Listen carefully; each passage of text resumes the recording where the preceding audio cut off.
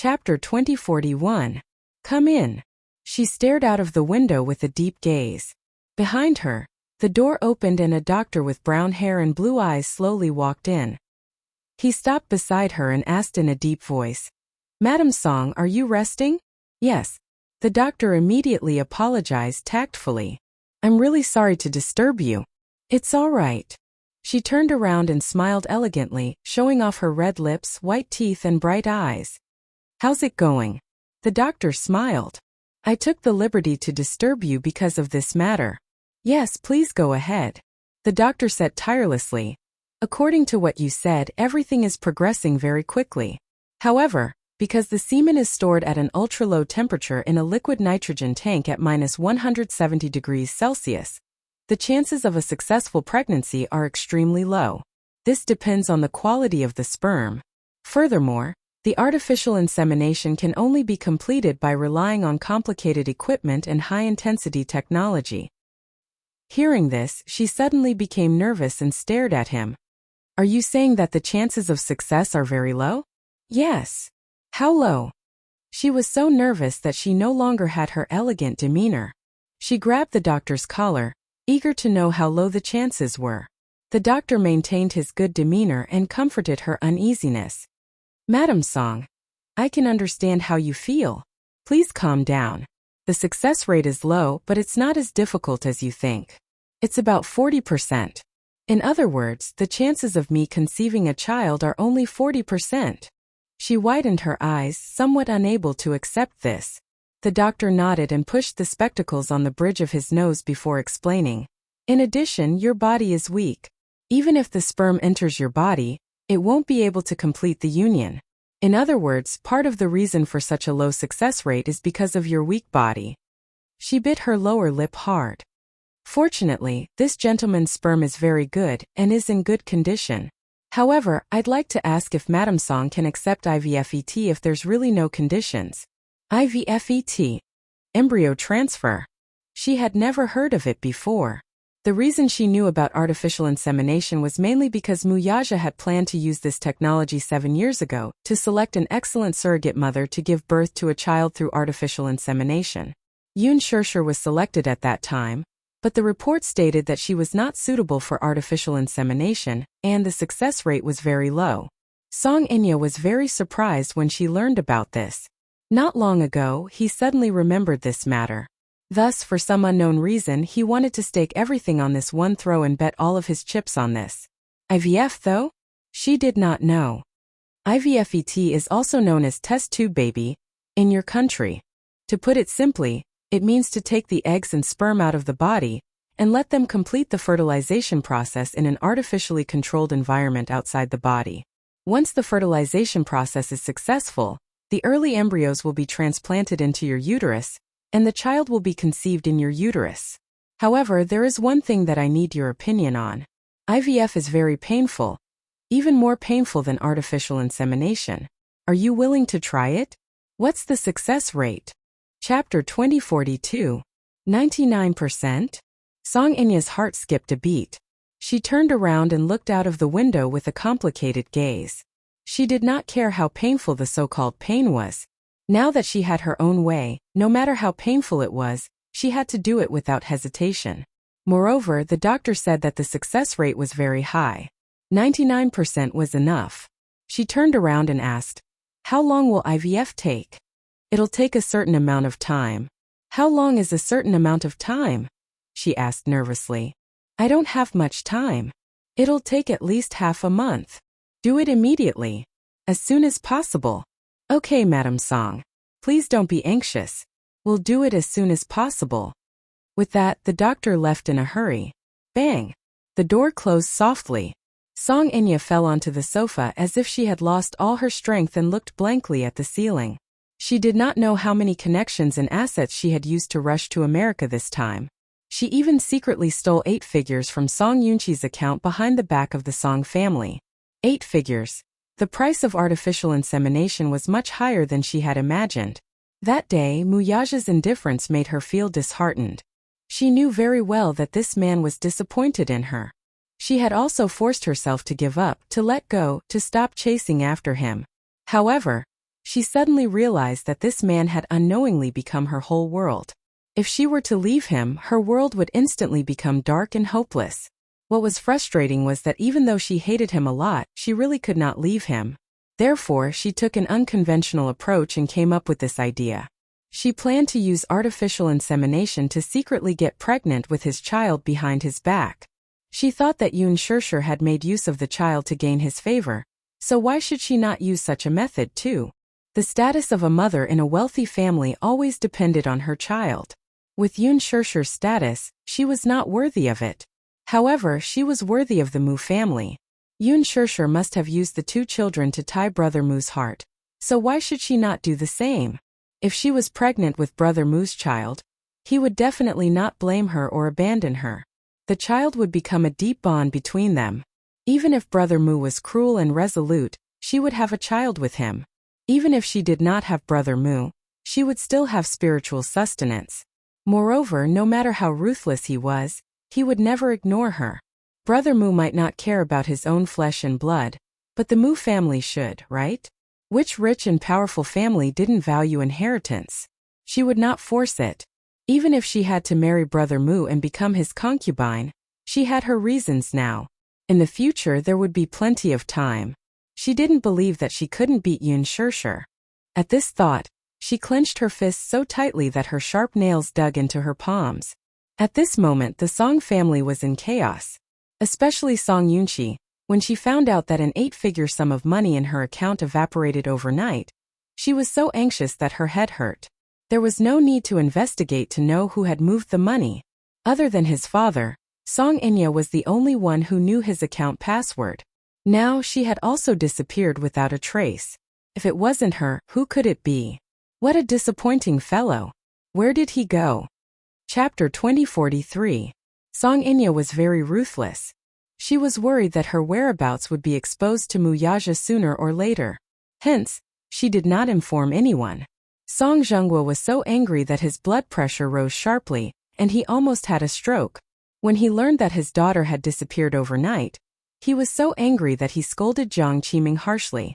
Look at how you've taught such a good daughter to become like this. She disappeared overnight as if she had evaporated from the face of the earth. Is this the good daughter you've taught? Enya is just a child. She's not sensible at all. Are you not sensible too? You must find the child as soon as possible. If anything happens to Enya, I'll divorce you. Jiang Qiming was already worried and distracted. She had already asked for help from her connections to search for the child. Now that she was humiliated by him, she even had the thought of killing herself.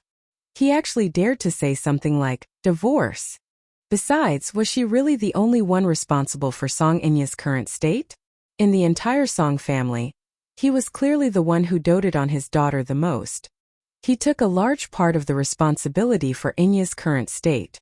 When Enya was disobedient when they were young, she would be yelled at by him when she wanted to educate her properly. Jiang Qiming felt aggrieved and helpless as tears rolled down her cheeks. She was helpless and helpless. Divorce was impossible. If he wanted her to divorce, she might as well die. If word got out that she wanted a divorce at this age, wouldn't she become a laughingstock? At the very least, she would die a glorious death with the title of the mayor's wife. Jiang Qiming also felt extremely disheartened. All these years she had suffered many grievances in this family, but she had no one to complain to. Although she was the madam of the Song family and the mayor's wife in name, she was well respected and had a status. When she entered and exited the upper class, she received polite and attentive gazes. This indeed satisfied her vanity to a large extent. But in reality, how could she have any status in such a big family? She was the eldest madam. On the surface it sounded nice. In such a patriarchal family, how could she have the right to interrupt? Putting aside the days of fear and trepidation, as well as the colorful flags that Song Zhengguo would fly outside behind her back, as the legal wife, she could only turn a blind eye to it. But if she were to talk about the mistreatment she suffered at home, not to mention her husband, even Song Enshi, a young child, was spoiled and arrogant. She did not even respect her mother. It was really very sullen. Now that Song Enya was missing, she was blaming her for it. She simply could not bring herself to say anything. Song Yunchi sat at the side and didn't say anything. Song Yunchi hid in her brother's arms in fear and didn't dare to make a sound. She only knew that her sister was missing, but she didn't know where she had gone. From beginning to end, Song Yunchi did not mention the transfer of assets in the account. He didn't dare to mention it. If his father knew about this, he would definitely fly into a thunderous rage and vent his anger on him. Song Yunchi only wanted to find Song Enya's whereabouts as soon as possible. As for these assets, he always suspected that Song Enya must have a need for them. As for what she wanted to do, he still did not know. Song Yunchi was afraid that she would cause an earth-shattering commotion, so he had already sent more people to search for her. Chapter 2044. There's an acquisition proposal tomorrow, and we need to start an international video conference. Got it, boss. Have you found out anything about that matter? Yes. Min Yu nodded. 7 years ago. Do you still remember how you froze and sealed the sperm in the sperm bank? Yes. 7 years ago, a private hospital under the Mu Group was preparing to carry out artificial insemination. Everything had been prepared, and all that was left was to wait for Yun Shishir's medical report. If there were no accidents, the procedure would proceed as usual. However, at that time, Yun Shishir's body was found to be unsuitable for artificial insemination due to her physical condition. Hence, they gave up on this option. The hospital sealed the sperm in the sperm bank and used a nitrogen tank to freeze and store it in case of an emergency. How did this thing fall into her hands, though? Mu Yaja looked at Min Yu suspiciously. The latter calmly said, "The person in charge of this matter has been arrested, and the investigation is ongoing." Heh. Mu Yaja coldly curled his lips and asked, "Is she still in the hospital?" "Yes. I heard that she's recuperating now. The doctor said that she's a little weak. I also heard that the doctor is going to arrange for her to undergo artificial insemination through IVF. Boss, do we need to stop her?" Mu Yaja's eyelashes drooped expressionlessly before he suddenly smiled deeply. "No need." The assistant was stunned. "Boss, you mean," Mu Yaja faintly said, "since she's so desperate to have a child, why don't we let her get what she wants? Did she think that she could marry into the Mu family because of her son's status? She's really ambitious. But, do as I say. Don't alert her." Mu Yaja slightly propped his chin up and gently rubbed his fingertips against his lips with a playful look in his eyes. "I'd like to see what tricks she has up her sleeve." Min Yu fell silent. "Boss, do you have to be so scheming? It's scary when you're scheming." As he thought of this, he observed a moment of silence for Song Enya again. Of all people, she had to offend his boss. Ugh, she would die a horrible death. Min Yu made a cross in front of his heart. After resting for a few days, Yun Shishir returned to the set. She didn't have many scenes left, so she wanted to finish filming as soon as possible. As soon as she returned to the set, she bumped into Lin Ji. She always seemed to be able to accurately interpret the phrase "enemies on a narrow road." When Lin Ji saw her, she was so angry that smoke almost came out of her head. She glared at her like a meat grinder, gritting her teeth as if she wanted to kill her with her gaze. Yun Shishir, on the other hand, smiled. Seeing her expression, she felt happy instead. She liked it when Lin Ji hated her to the core but couldn't get rid of her. Lin Ji must have been very frustrated these past few days. The Best Actress incident at the Golden Eagle Festival was still trending online. Many people were fiercely cursing her, making up stories about her, and humiliating her. Many fans formed a jury and left comments on her Weibo, demanding that she return the title of Best Actress and apologize to Yun Shishir in person. Alas, she had already given up the title of Best Actress, only because Yun Shishir felt that it was dirty and didn't want it. Lin Ji felt very wronged. She was already in this state, so what more could she do? Did she have to ruin her reputation before she would let it go? Chapter 2045. Yun Shishir walked around her wanting to leave, but Lin Ji suddenly reached out to stop her. "What?" "Yun Shishir." Lin Ji yanked her sleeve and forced her to turn around to face her. "What do you want? Things have come to this point. It should be enough." "Enough?" Yun Shishir tilted her head, her expression cold. "What do you mean? You're the one who instigated the public opinion online. You want to use cyberviolence to put me to death. How can you be so cruel?" "Haha. You're really unscrupulous in order to suppress me. Suppress? Yun Shirshir laughed coldly. Linji, you're really full of yourself. Who do you think you are? Do you need me to put in so much effort to suppress you? Since you've done it, you have to bear the consequences. You're really shameless to put the blame on others. Yun Shirshir was eloquent. Linji's level of education was nothing compared to hers. She was rendered speechless. She glared at her fiercely, as if she wanted to cut off a piece of meat from her. Don't stare at me like that. Yun Shirshir, you're still so dignified to accuse me of being shameless. What about you? Who do you think you are? You're just an actress. Do you think you're superior? Haha. I heard that you're Muyaja's kept mistress. You're an underground lover who can't be seen by others. Don't think that you can do whatever you want and be lawless just because you're in the limelight for a while. You're only in the limelight now. Do you think that you can become a phoenix just because you're related to the Mu group? A wealthy family like the Mu group won't tolerate a small fry like you. You can't even cross the threshold even if you want to. Don't think that you can be arrogant just because you're related to Muyaja. Underground lover? Yun Shirshir was amused as she recalled these words. She was really jealous. Even if she was an underground lover, she seemed to be jealous. Muyaja's name alone was enough to attract bees and butterflies. Linji said fiercely, "What? Do you think you're his legal wife? She's just a mistress he's keeping. When he's tired of you, he'll kick you away. Just as you said, I'm still in the limelight. If you offend me, aren't you afraid that I'll crush you?" She smiled elegantly.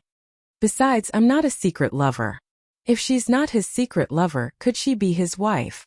Linji said disdainfully, her eyes full of contempt. Dream on. Haha, I'm sorry, she smiled flirtatiously, then raised her hand slightly and gently moved her fingers. On his ring finger, there was a huge diamond that was incomparably dazzling. You're so pitiful. Yun Shirshir looked at her sympathetically. Why don't you ask your sugar daddy to bring you out to see the world more often? If you have the money for shady dealings, why don't you go out and see the world? It's embarrassing that you're so short-sighted. Do you think I'm like you? Treating a fake as a treasure? As she spoke, she glanced meaningfully at the diamond pendant around her neck. The so-called high-quality imitation was the use of real materials to make a one-to-one imitation of a piece of jewelry. Chapter 2046. Yun Shirshir could tell at a glance because the diamond necklace she was wearing was a gift from Muyaja. It was a limited edition and the only one in the world. Linji's necklace was obviously a fake. Yun Shirshir sneered. Leaving the dumbfounded Linji behind, she took a detour and walked away. Linji snapped back to her senses and turned around to watch her leave. She gritted her teeth in hatred. Yun Shirshir. Wow. Shirshir, you're awesome. You've finally shown your prowess this time. Mushi stood at the side and was extremely excited after witnessing what had just happened. She happened to pass by and saw that scene.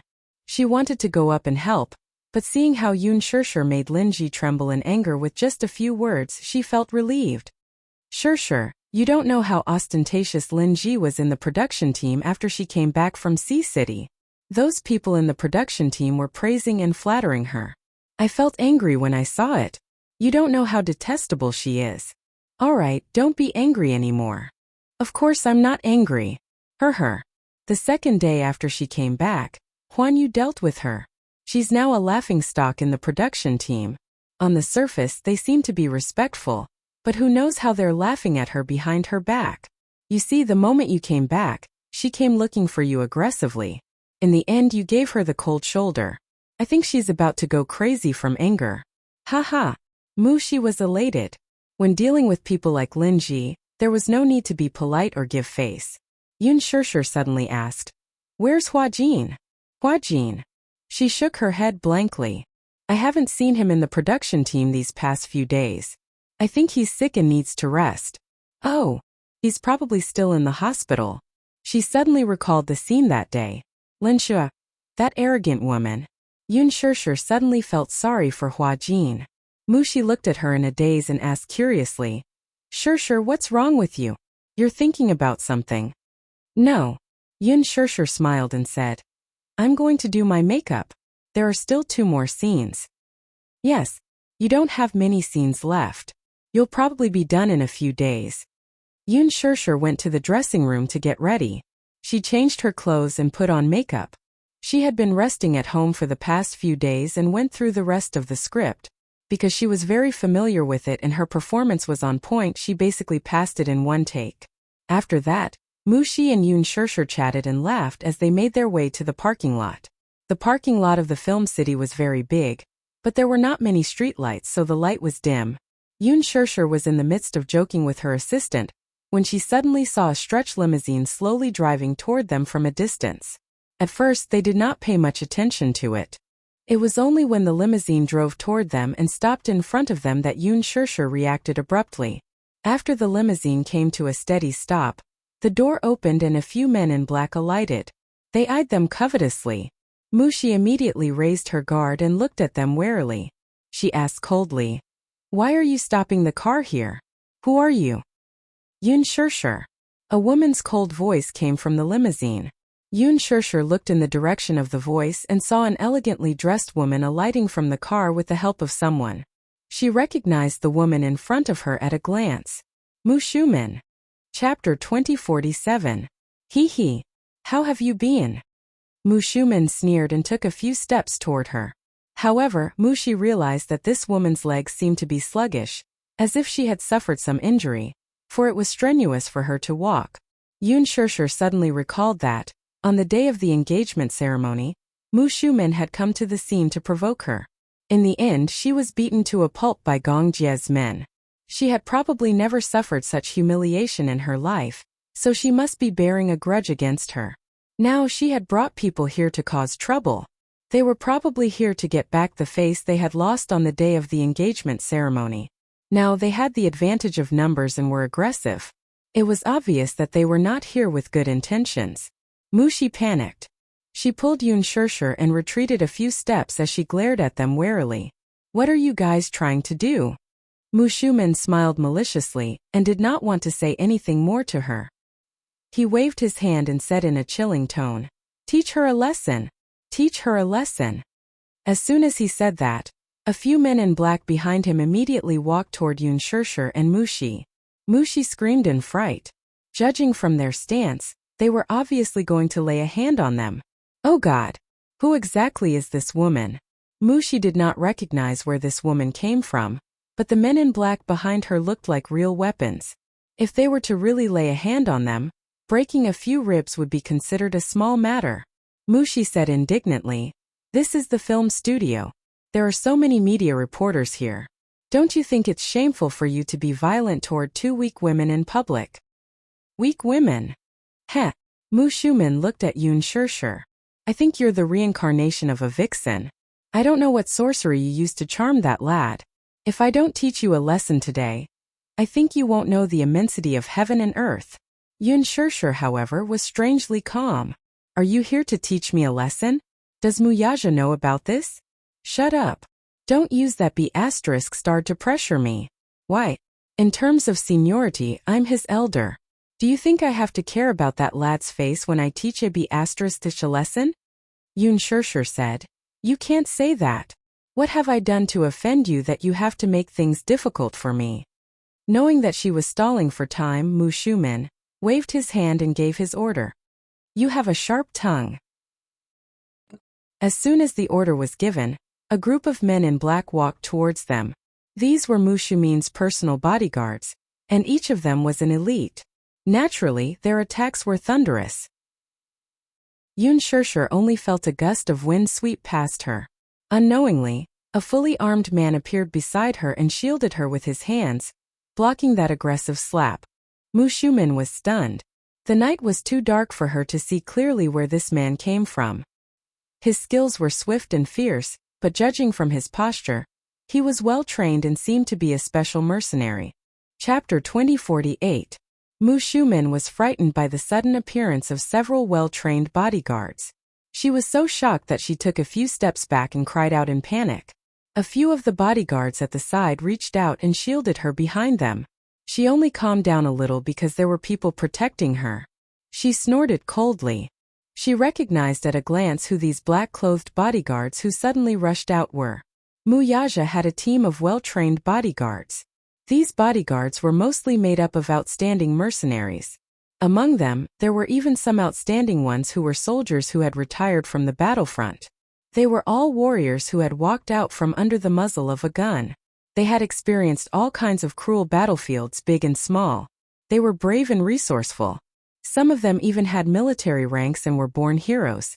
Looking at the entire Mu family, probably only someone with a status like Mu Yaja could control such a powerful team. Mu Shumin guessed that these people were probably sent by Mu Yaja to protect Yun Shirshir. She was immediately furious. Could it be that this brat had really been bewitched by a ghost? When she asked him for a few bodyguards, Mu Yaja did not even agree. Now, he actually sent these people to protect this lowly woman. It was really infuriating. In just a few minutes it was obvious who had the upper hand. Although Mu Shumin's bodyguards were all well trained, they were still no match for these bloodthirsty warriors. They were quickly defeated. After a few punches, they were beaten to a pulp and were looking for their teeth on the ground. These guys were even considered to be merciful and did not use their full strength. Mu Shumin could not hold it in anymore. Her face turned ashen and her face turned pale.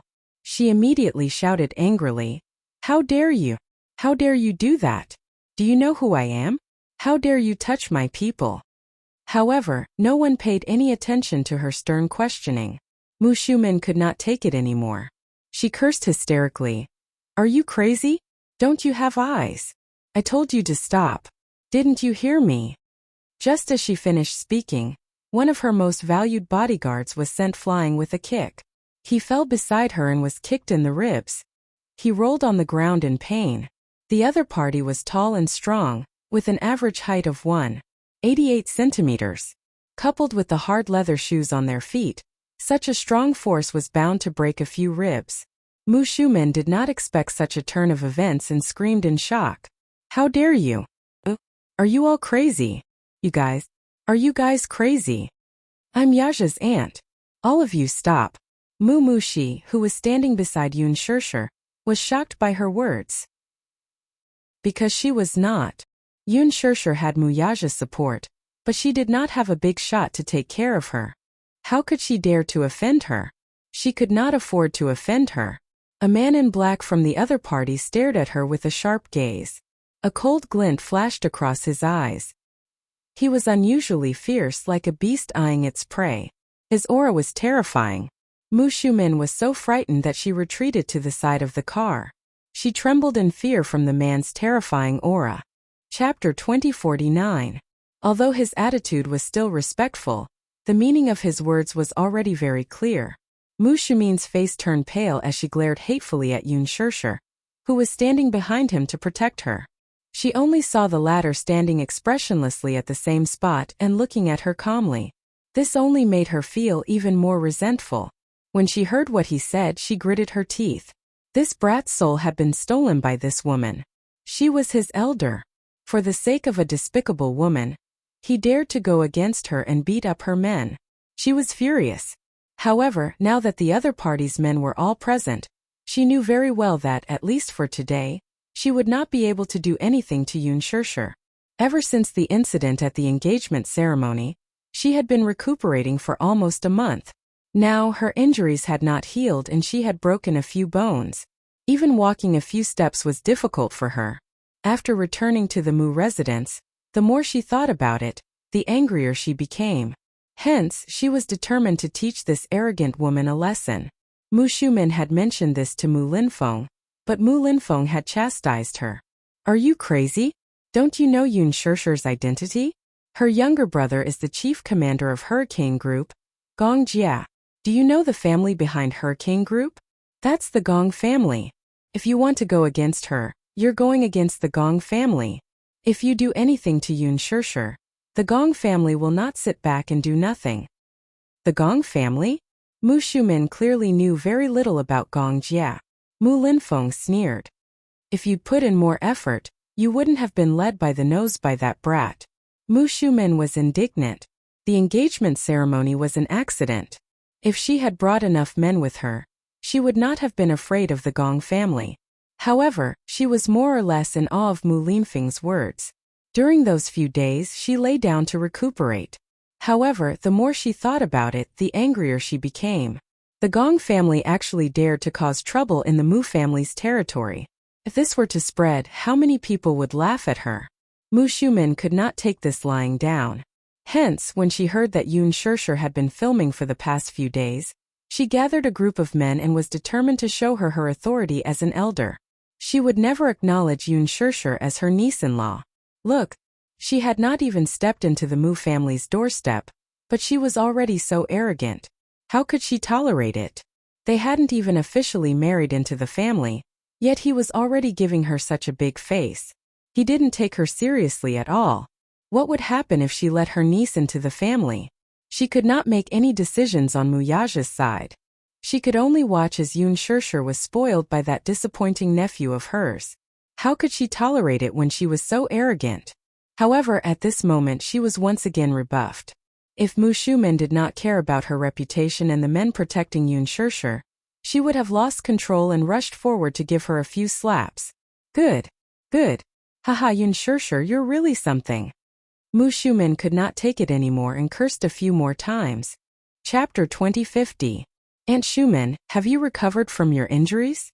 Instead of recuperating at home, why are you looking for trouble?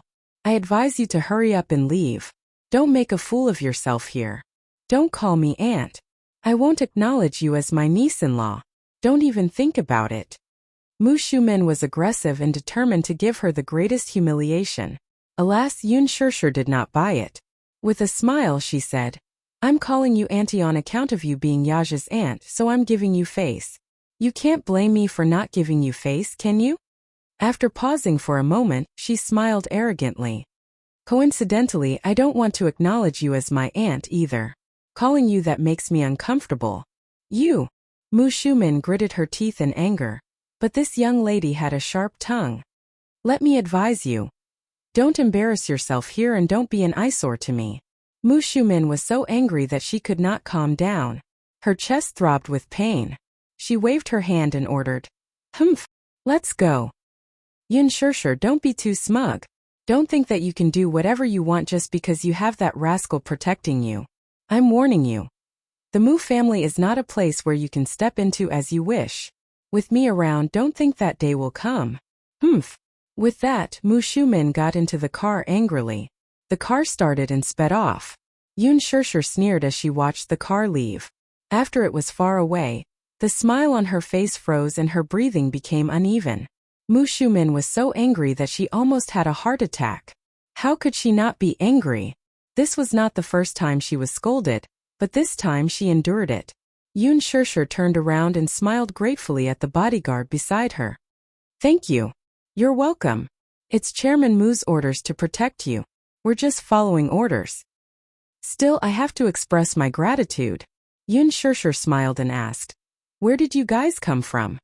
Chairman Mu told us not to disturb you, so we have been secretly protecting you. Ever since she returned to the capital, they had been assigned to her side to silently protect her. They were all elites dispatched by Muyaja, so Yun Shirshir did not even notice their existence after so long. Yun Shirshir broke into a cold sweat, but she felt a trace of warmth in her heart. It turned out that this man had always sent people to protect her, but he had never mentioned anything about it.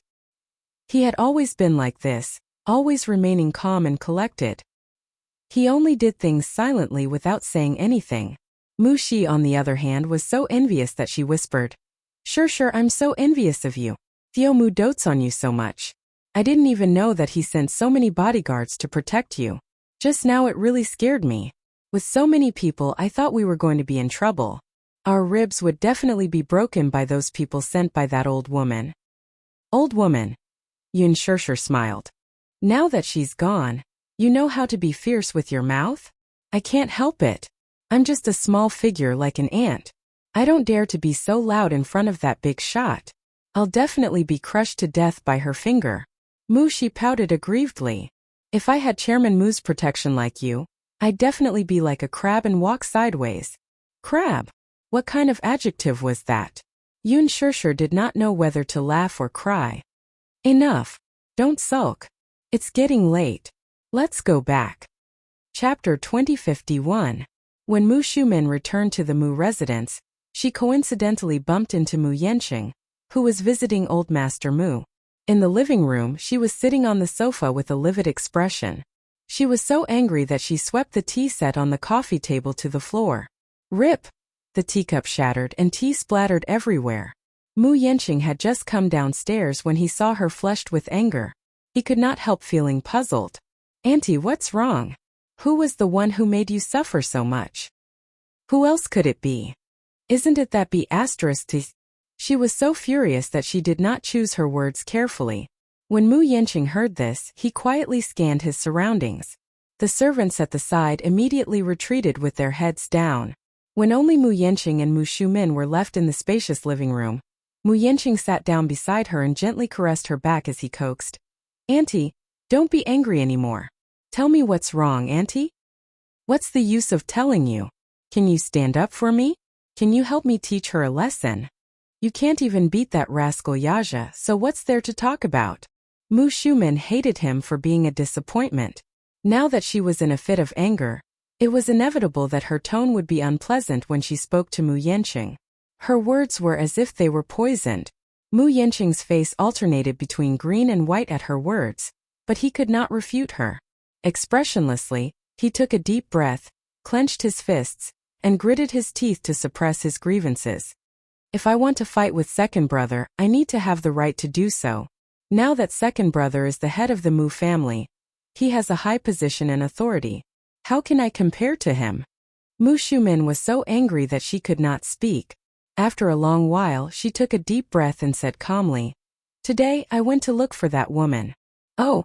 Mu Yanqing looked at her. "Why did you look for her? As her elder, I should show her who's boss. But guess what?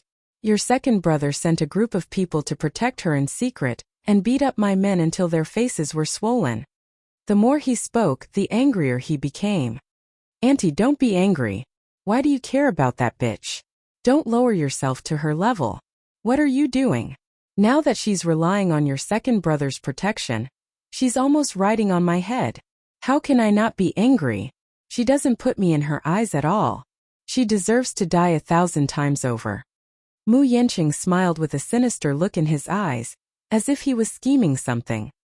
He rolled his eyes and gently covered the back of Mu Shumin's hand.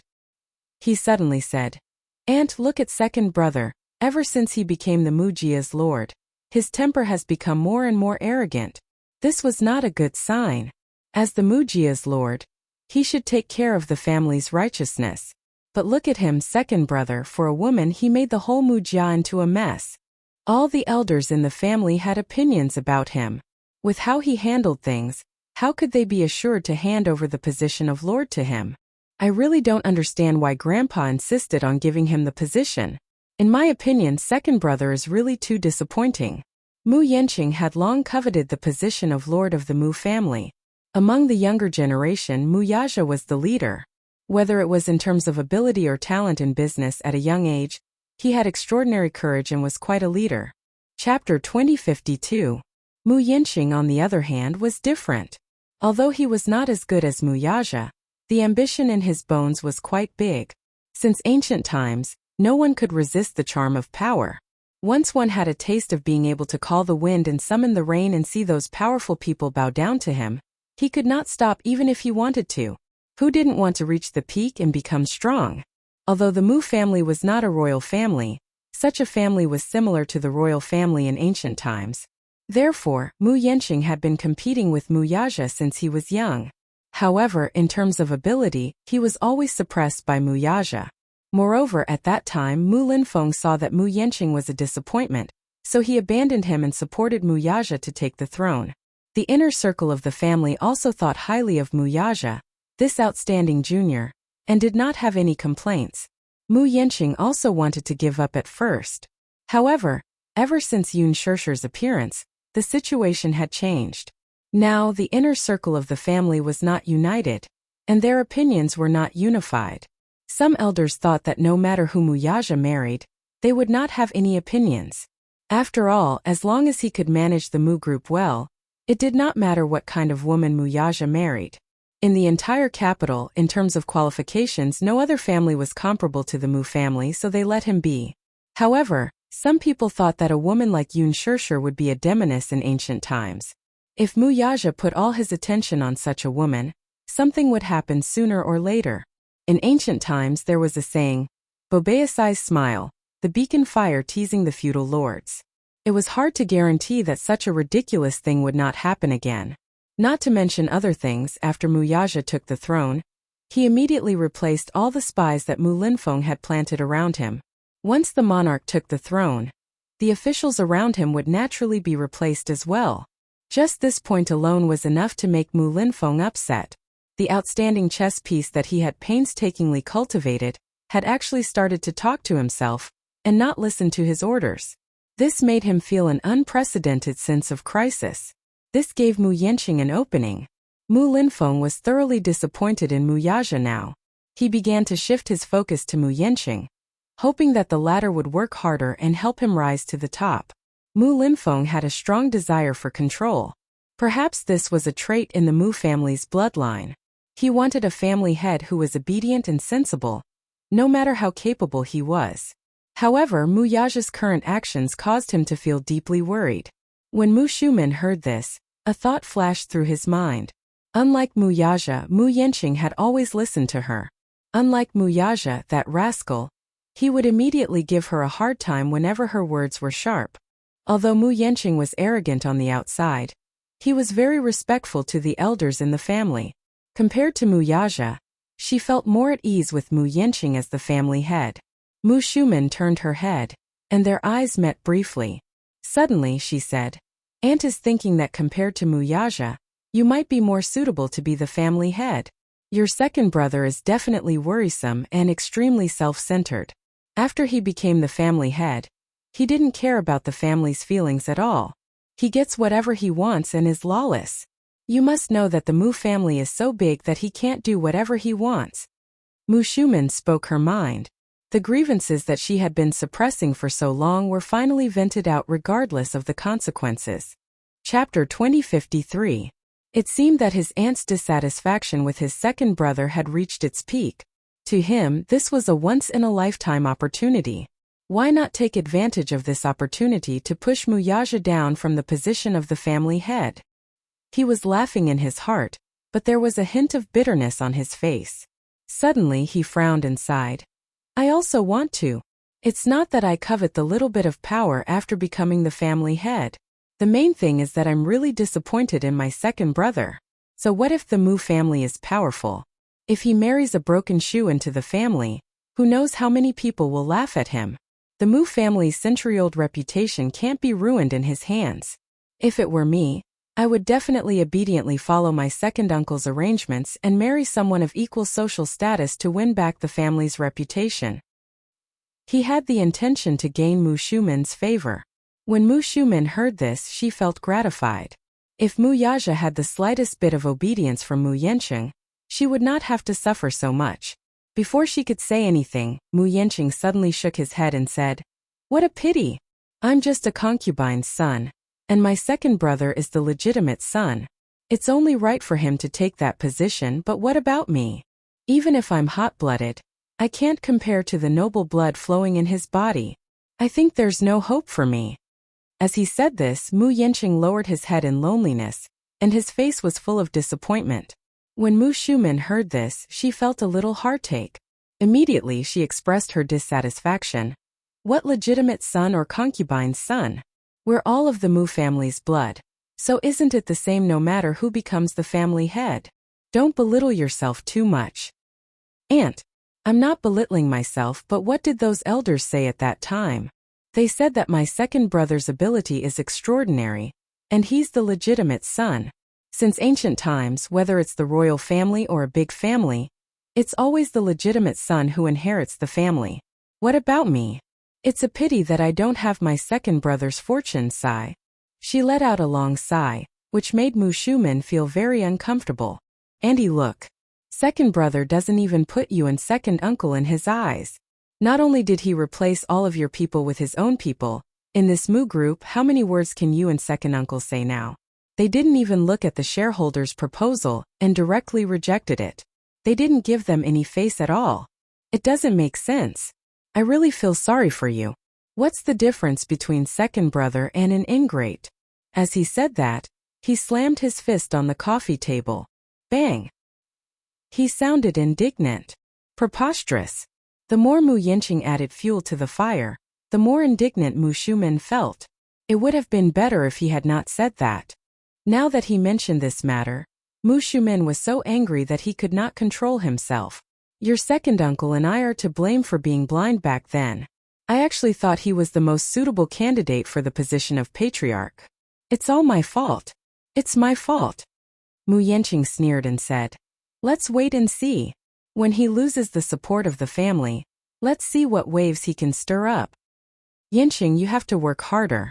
I'll discuss it with your second uncle later, and see if we can support you to become the patriarch.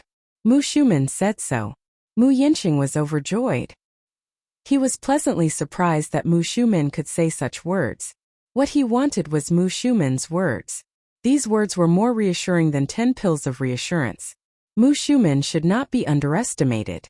He still had a certain reputation and status in the family. Chapter 2054. Mu Shumen pondered for a while and suddenly sighed. However, don't underestimate your second brother. Think about it. When he was young, he avoided countless disasters in the family. Now that he has inherited the family's power, it's obvious that he's not a kind person. His means are not something that someone of your level can go against. Don't provoke him if you don't have the right time. Now your second uncle and I are more or less afraid of him, so don't mess around. Mu Yanqing nodded.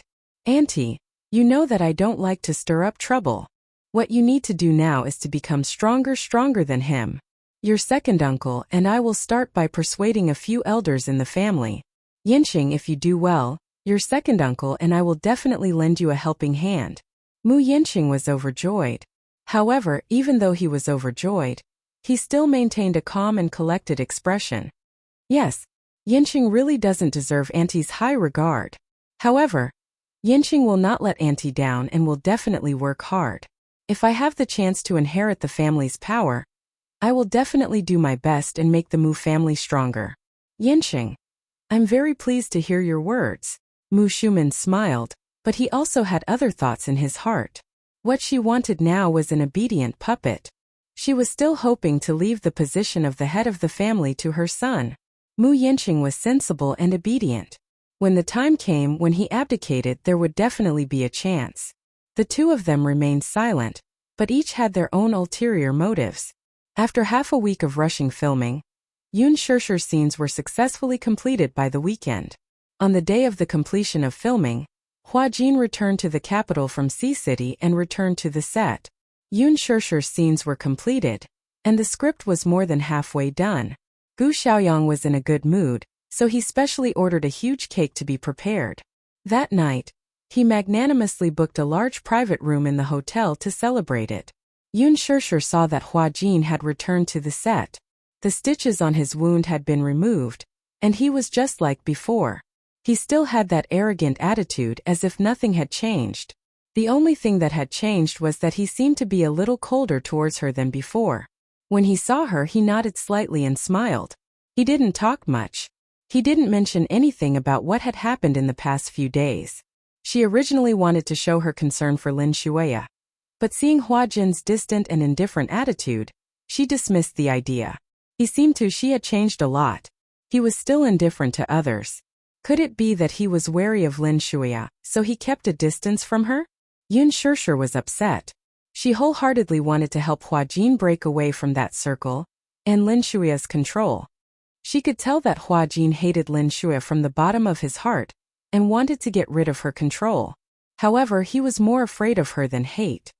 He didn't know how much power the Lin family had to make him tremble in fear. He was probably afraid of implicating her. That was what Yun Shishir thought. At the celebration party, everyone was cheering. But she was smiling on the surface, but she was feeling disappointed. She was a little reluctant to leave the set. During this long filming there were tears and laughter. Although there were unhappy moments, most of them were unforgettable memories. Shishir, I envy you. You have completed filming smoothly. We still have a long way to go. A supporting actress in the set said enviously. Chapter 2055. Her role was a thankless one. When the TV series was broadcasted, the audience would definitely hate her and wish for her death. Once it was broadcasted, her Weibo would surely be attacked. This role was really a thankless one. Not only did she harm the female lead, but she also stole the male lead. She was shrewd and scheming, making her a very vicious supporting character. When she first read the script, she was furious, but more than that, she was excited. To be able to take on such a difficult role was really exhilarating. Of course, she was also prepared to receive all kinds of criticism. Mushi snorted and lowered her voice to Yoon Shirshir. It's so unfair. Lin Ji is clearly the most suitable for such a vicious role. She's practically acting herself. Shirshir, why didn't you take on the role of the female lead back then? Bosch Chin has already arranged everything for you. Even Director Gu has personally selected you. Lin Ji heard this from the side. I think she knows her place. She knows that she can't take on the role of the female lead. She's not famous enough, so she definitely can't raise the ratings. Other than the few main leads, Director Gu and the rest of the higher-ups were not present. Hence, she did not have any scruples with her words. She was very unhappy with Yoon Shirshir, but she could not do anything to her. Hence, she could only flaunt her glib tongue. Mushi was instantly enraged when she heard this. This person was clearly provoking her on purpose while Director Gu was not present. Just as she was about to speak, Yoon Shirshir stopped her. She then turned to look at Lin Ji, smiled elegantly and drawled, I don't have a choice. Who asked me to be a capable actress? If I let you take on such a difficult role, you definitely can't do it well. I gave you the female lead role because I'm taking care of you. You should thank me. It was an understatement, but it was extremely sarcastic. A few actors at the table snickered while covering their mouths. Lin Ji was a little embarrassed. She glared at her fiercely and stubbornly said, Who said that I can't act? Do you think my acting is worse than yours? Hee hee. Yoon Shirshir, don't think too highly of yourself. If word gets out, you'll become a laughingstock. What gives you the confidence to say that your acting skills are better than mine? Hua Jin frowned impatiently but did not say anything in the end. When Yoon Shirshir heard this, she said something vicious. I don't think so. I don't have the right to say that in front of an actress who even had to resort to underhanded means. Lin Ji's face was livid as she was rebuffed. Yoon Shirshir's words didn't care about her feelings at all and humiliated her to the core. In front of everyone's eyes, she peeled off her face until there was nothing left. Everyone covered their faces and snickered. This scene was really too satisfying. They didn't dare to argue with Lin Ji. Hence, many of them in the crew quietly accepted Lin Ji's words but didn't dare to say anything to her face. But Yoon Shirshir's words helped them vent their anger. Lin Ji looked around and saw that everyone, be it the lead or the supporting cast, was secretly laughing at her. Their gazes were filled with contempt. She instantly felt like she was sitting on pins and needles. She felt that she had lost all her face. In the past, she didn't realize that Yoon Shirshir was so sharp-tongued. She was probably picking on her soft spot to step on. Chapter 2056. Thus Lin Ji endured the humiliation again and again. However, she also learned to be obedient and did not dare to provoke him again. Hua Jin glanced at her and then silently retracted his gaze. He casually picked up the teacup and took a sip. He frowned and spat it out on the plate. Yoon Shirshir saw this and immediately asked with concern, Is it hot? Hua Jin shook his head, but his attitude was a little indifferent. Yoon Shirshir's expression was a little cold. Lin Ji saw that Yoon Shirshir had finally put on a cold face and instantly sneered. Unexpectedly, as soon as she sneered, Hua Jin glared at her coldly. Almost in the next second, the slightly hot teacup in his hand was fiercely thrown at Lin Ji. Lin Ji was suddenly splashed all over. It was so hot that she screamed and immediately stood up. She hurriedly patted the tea off her body and shook her clothes while crying. Even though she was nimble, the skin under her clothes was still scalded red. Hua Jin violently threw the teacup on the floor. With a crack, the teacup broke into pieces. Everyone was frightened by his sudden anger and instantly fell silent. They did not dare to breathe loudly. Yoon Shirshir was also stunned. She did not expect the situation to develop like this. However, Hua Jin's expression was incomparably cold as he said coldly, Don't show me that face. Hua Jin.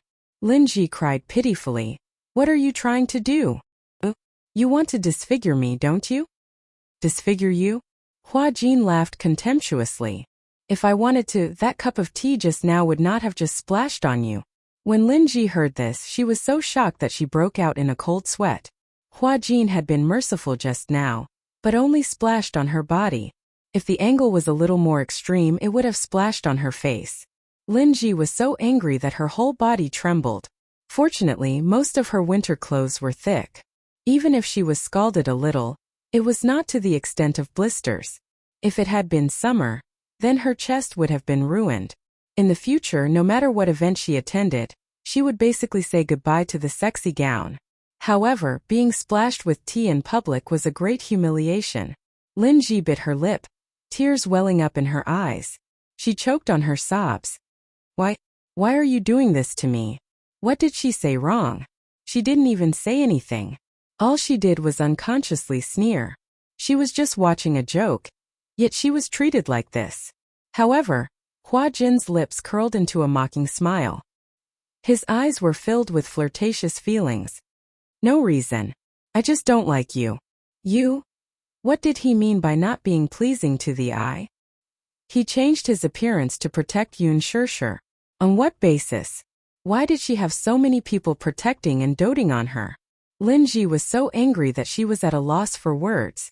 She stomped her feet and her assistant immediately stepped forward to calm her down. She smiled and said, Lin Ji, don't be rash. It's okay. Just change your clothes. Then the assistant whispered softly into her ear. Don't lower yourself to Hua Jin's level.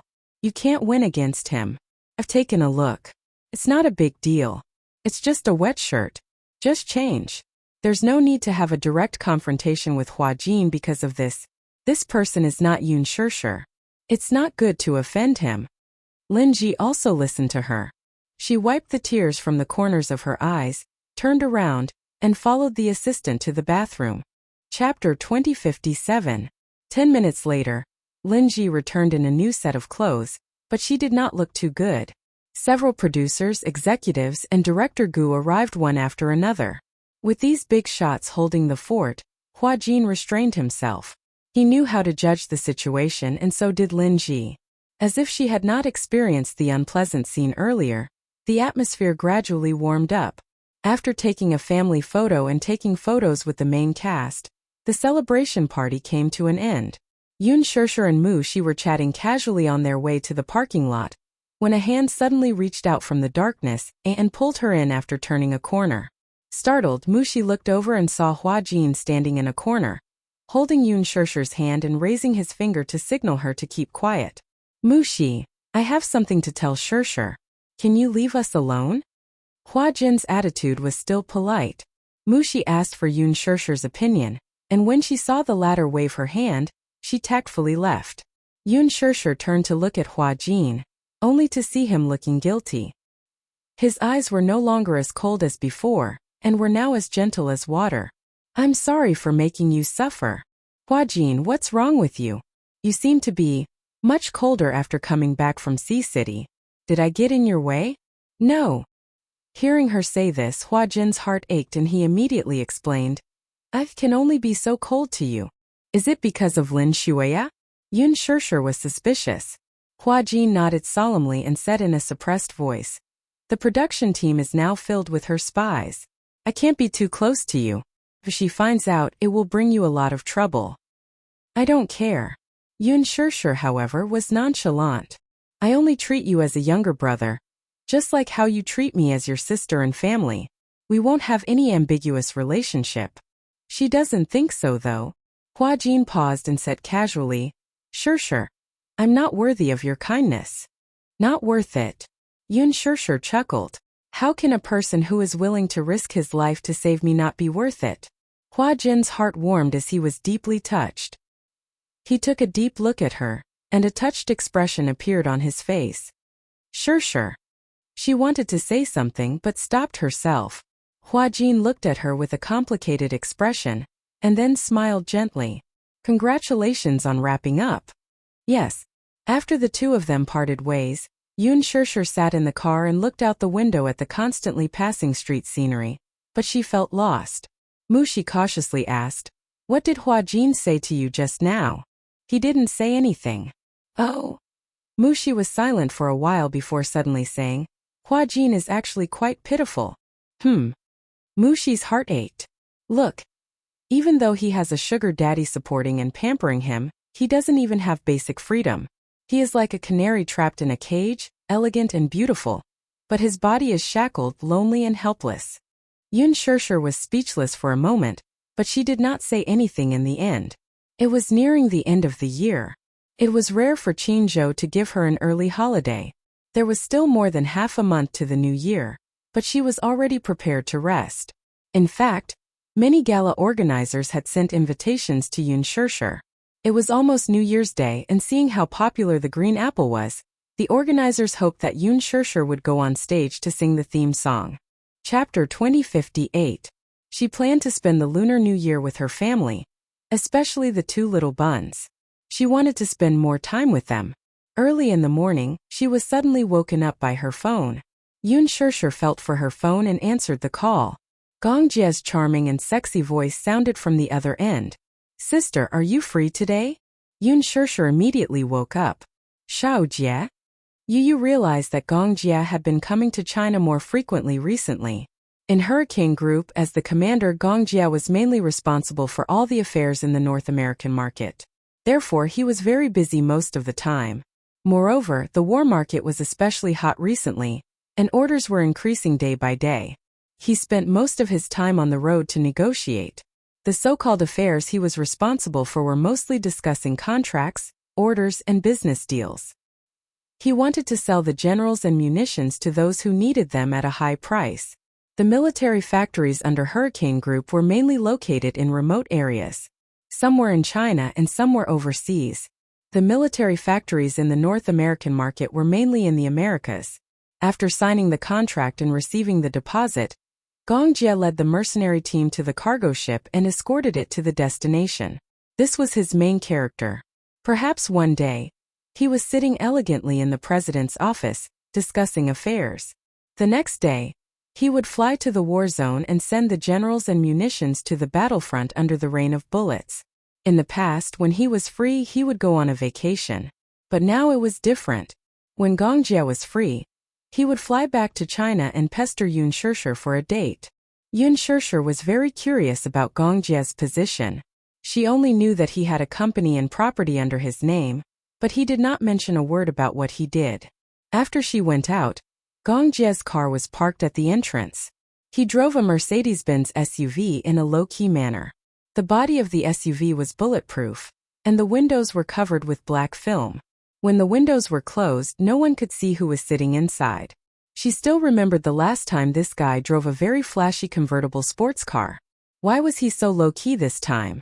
In fact, Gong Jie wanted to keep a low profile because he was worried that he would be targeted by his father's spies. After Yun Shirshir got into the car, she saw Gong Jie holding the steering wheel with one hand and looking at her from the side with a smile. Surprisingly, he wasn't wearing white today. He was wearing a black sweater, a pair of trousers, and a pair of black boots. It was rare to see him wearing black clothes and a pair of sunglasses. At first glance, he looked extremely handsome and cold. It turned out that white was not the only color that suited him. He was dressed in black and had an arrogant temperament, revealing a trace of noble elegance. Yun Shirshir got into the car and closed the door. Gong Jie looked at her deeply, suddenly unbuckled his seatbelt, and leaned towards her. A gentle kiss landed between her eyebrows. Gong Jie fastened the seatbelt for her and gently stroked her hair with a gentle gaze. It's so beautiful today. Yun Shirshir's face flushed red at his words. Her mind was in a whirl from his words.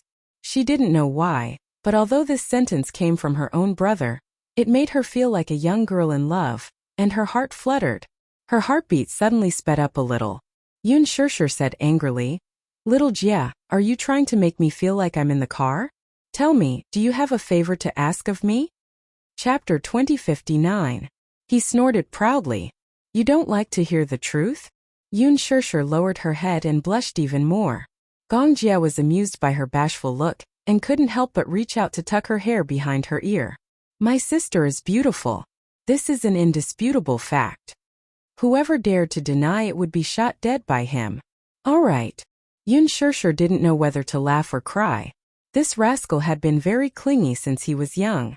Now that he had grown up, he hadn't changed at all. Where do you want to go? Gong Jie stepped on the accelerator and turned the steering wheel, but he couldn't think of a good place to go. In fact, he had asked her out because he missed her. No matter where he wanted to go, she would accompany him. Some time ago, he had been sent to the Middle East to negotiate an order, and was in a terrible fix. After settling that matter, he wanted to have a good gathering with her. However, he couldn't think of a good place to go. Are you hungry? Yeah, a little. Yun Shirshir rubbed her stomach. She had slept in today and didn't eat breakfast. Hence her stomach was growling now. Let's go eat something then. The car drove all the way to the city center. However, just as the car was parked in the basement, Gong Jie discovered a tragedy. He didn't seem to have his wallet with him. After fumbling around for a long time, he found a few US$. He was instantly embarrassed and looked at Yun Shirshir in embarrassment. He asked quietly, "Sister, did you bring your wallet?" Yun Shirshir fumbled around for a while and also found a tragedy. She took out a $100 bill awkwardly. Is it enough for a big meal? The two of them were silent for a minute as they looked at each other. Gong Jie said, $100 doesn't seem to be enough for the basic expenses of a restaurant. Yun Shirshir was speechless. At that moment, Yun Shirshir's stomach growled. In this awkward atmosphere, it added a sense of desolation. Gong Jie touched the bridge of his nose. I'll go back to the hotel to get it. You don't have to go back to get your wallet. Yun Shirshir suddenly thought of a place to go. I know a place where you can have fun with 100 yuan. Where? Xinmin Street. Half an hour later, Gong Jie parked his car on the side of Xinmin Street. Looking at the endless stream of people, he felt a sense of novelty. Xinmin Street was a crowded street filled with commoners. Well, although they were called commoners, it was actually a place frequented by many working class and workers. There were many small restaurants and snack bars here, as well as many small department stores and dollar supermarkets. There were malatang, lanzhou ramen, and home-cooked dishes. Most of the customers here were students and office workers from the Xinmin Street area. At noon, the place was bustling with activity. In such a civilian food street, a shiny Mercedes-Benz SUV suddenly drove into it. As expected, it attracted everyone's curious and amazed eyes. Yun Shirshir suddenly felt that she was like a national treasure in a zoo being surrounded by people. What was depressing was that Xian Min Street was targeted at students and office workers. Young Master Feng wandered around for a long time but still couldn't find a parking spot. There was a hospital closest to Xinmin Street. Yun Shirshir suggested that they park in the hospital parking lot nearby. Do you eat spicy food? Gong Jie said. Up to you. Yun Shirshir cheerfully suggested that they eat malatang for lunch. She was a little spicy and was afraid that Gong Jie would not be able to adapt to such a down-to-earth snack. Chapter 2060. Gong Jie lived like a prince, so he must have never eaten a snack like malatang before. She thought that he would refuse, but he actually nodded in agreement. When the two well-dressed men appeared in the small and cramped mala hotpot shop, the diners were so surprised that they forgot to move their chopsticks, especially when it was a handsome man like Gong Jie who appeared at the entrance. Everyone thought that their eyes were playing tricks on them. These two people didn't look like people who would come to a place like this, right? Or did they just want to experience life on a whim? Especially the employees working at the counter in the nearby shopping mall. They looked at Gong Jie in amazement and whispered softly, "Look, that man is so handsome. He's more handsome than many of the celebrities on TV. Could he be a real celebrity? I think he has a noble aura like a rich young master." Gong Jie's exquisite and devilishly handsome face instantly attracted everyone's attention. There were also many female students eating in the snack bar. They were all mesmerized by his devilishly handsome face, and all of them were looking at him in amazement. However, he turned around as if he didn't see them. He sat down on a short seat, took a handkerchief and carefully wiped the table carefully. Yun Shirshir had just taken the basket and was about to pick the dishes when she heard Gong Jie politely say, "Boss, give me a serving of malatang." Everyone and the lady boss were speechless. It was obvious that this young master had never eaten malatang before. Yun Shirshir held back her laughter and said, Xiao Jia, this is not how you eat malatang. Gong Jia raised his eyebrows in confusion. Yun Shishir took the basket and explained as she took the dishes. Just order whatever you want to eat, and then put it in the pot together.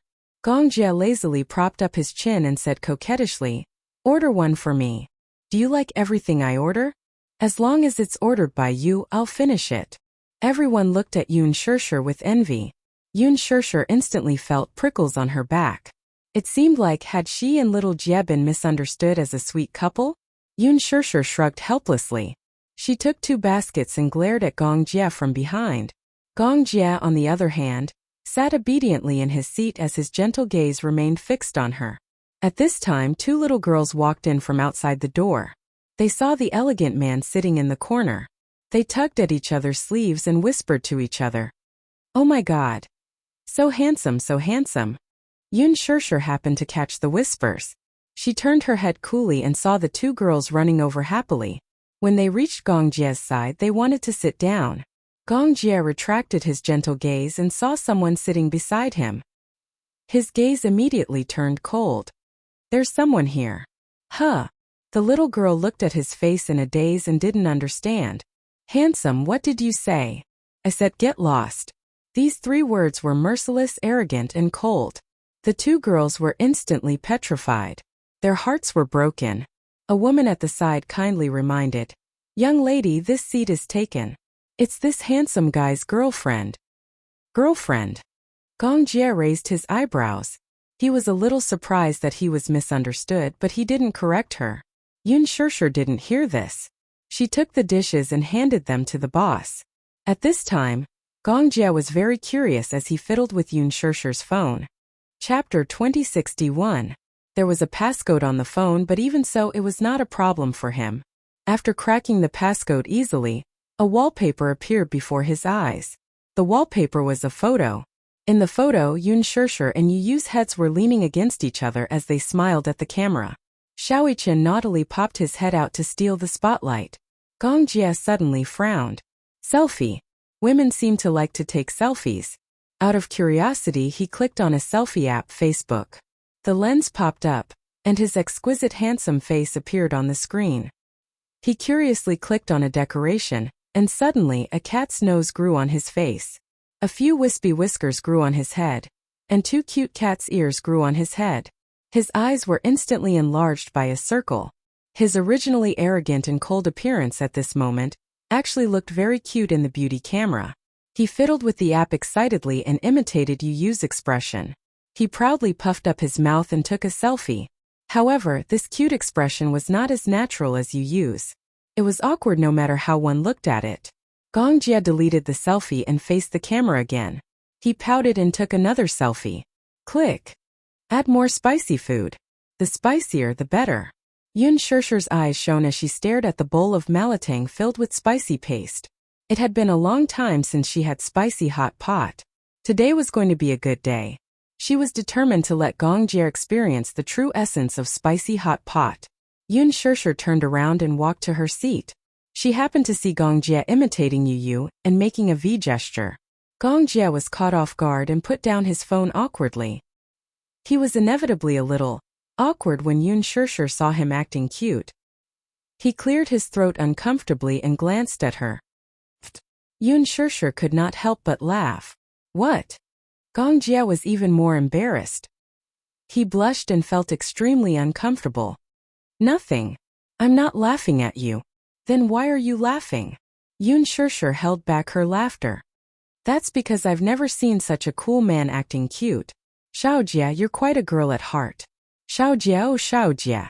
Didn't you see the people around you looking at you as if you were a monster when you took those cute selfies? Gong Jia's face burned even hotter, and he felt awkward. And he said he wasn't laughing at him. It was clear that he was making fun of him. Actually, he wanted to take a selfie with her so that she could use it as a screensaver. However, no matter how many times he patted it, he was still not satisfied.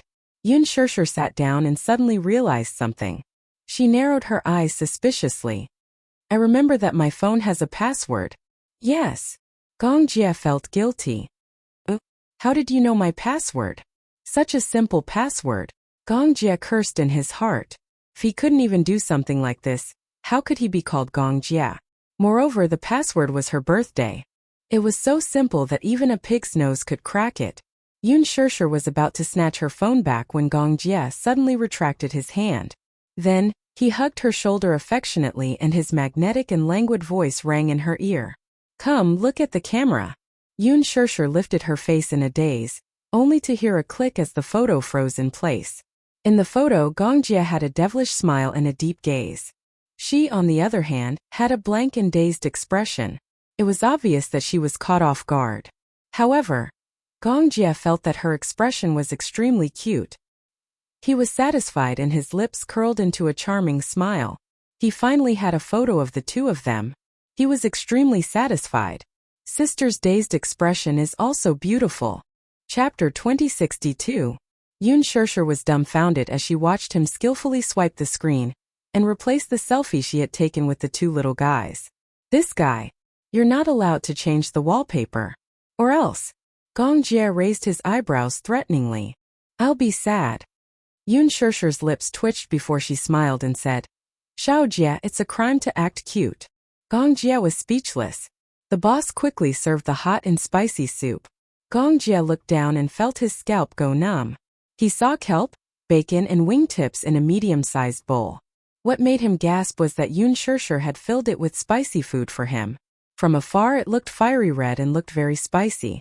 Gong Jia looked up meaningfully and glanced at her.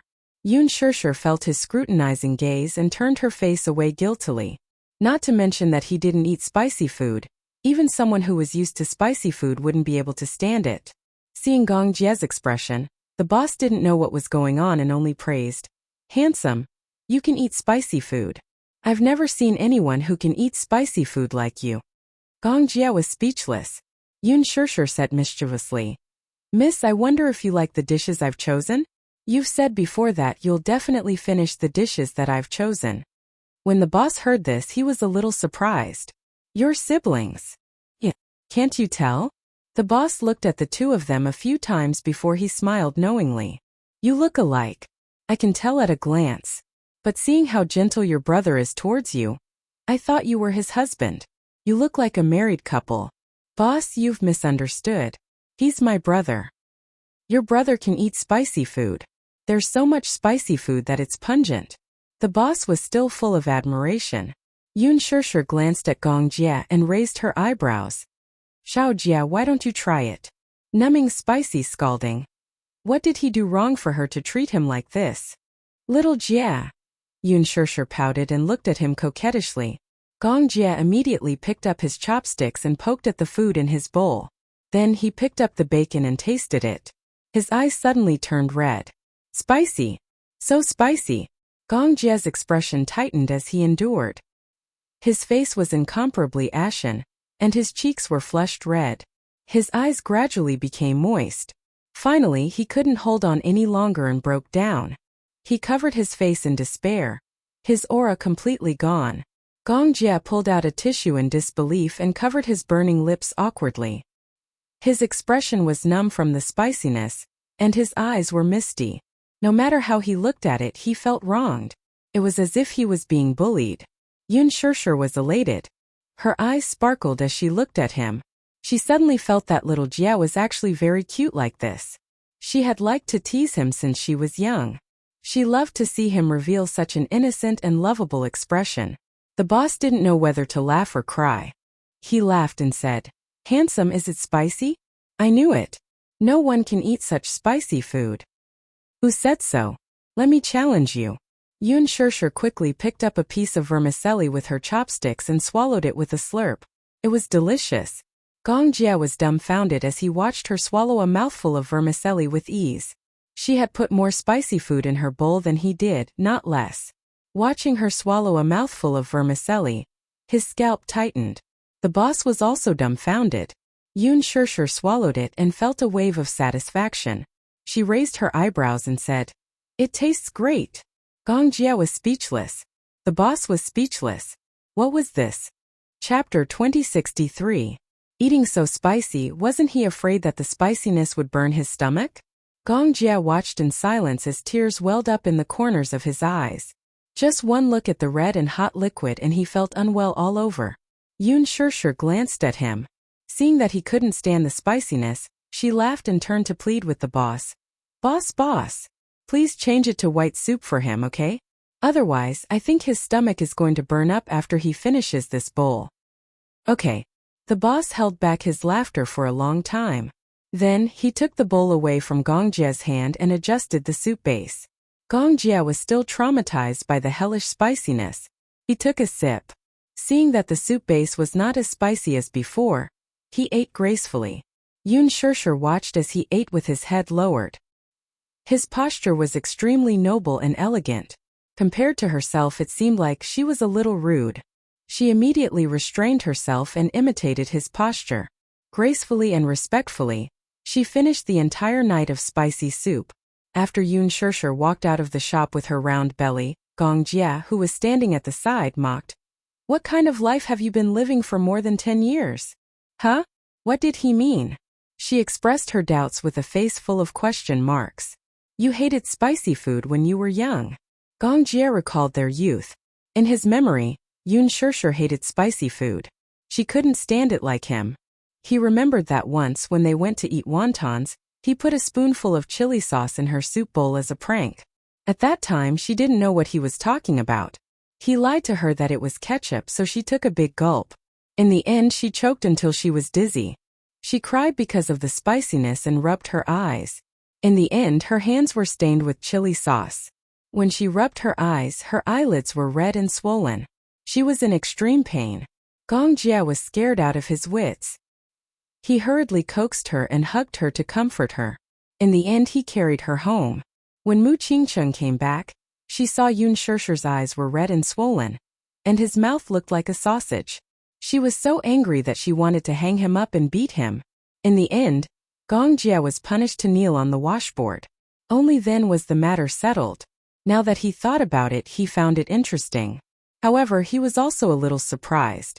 After more than 10 years, she had changed from a little girl who didn't like spicy food to a terrifying spicy food maniac.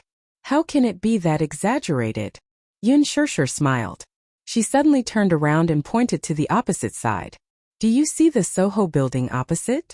Gong Jie looked in the direction she was pointing and nodded. After I graduated from university, I started working there as a clerk.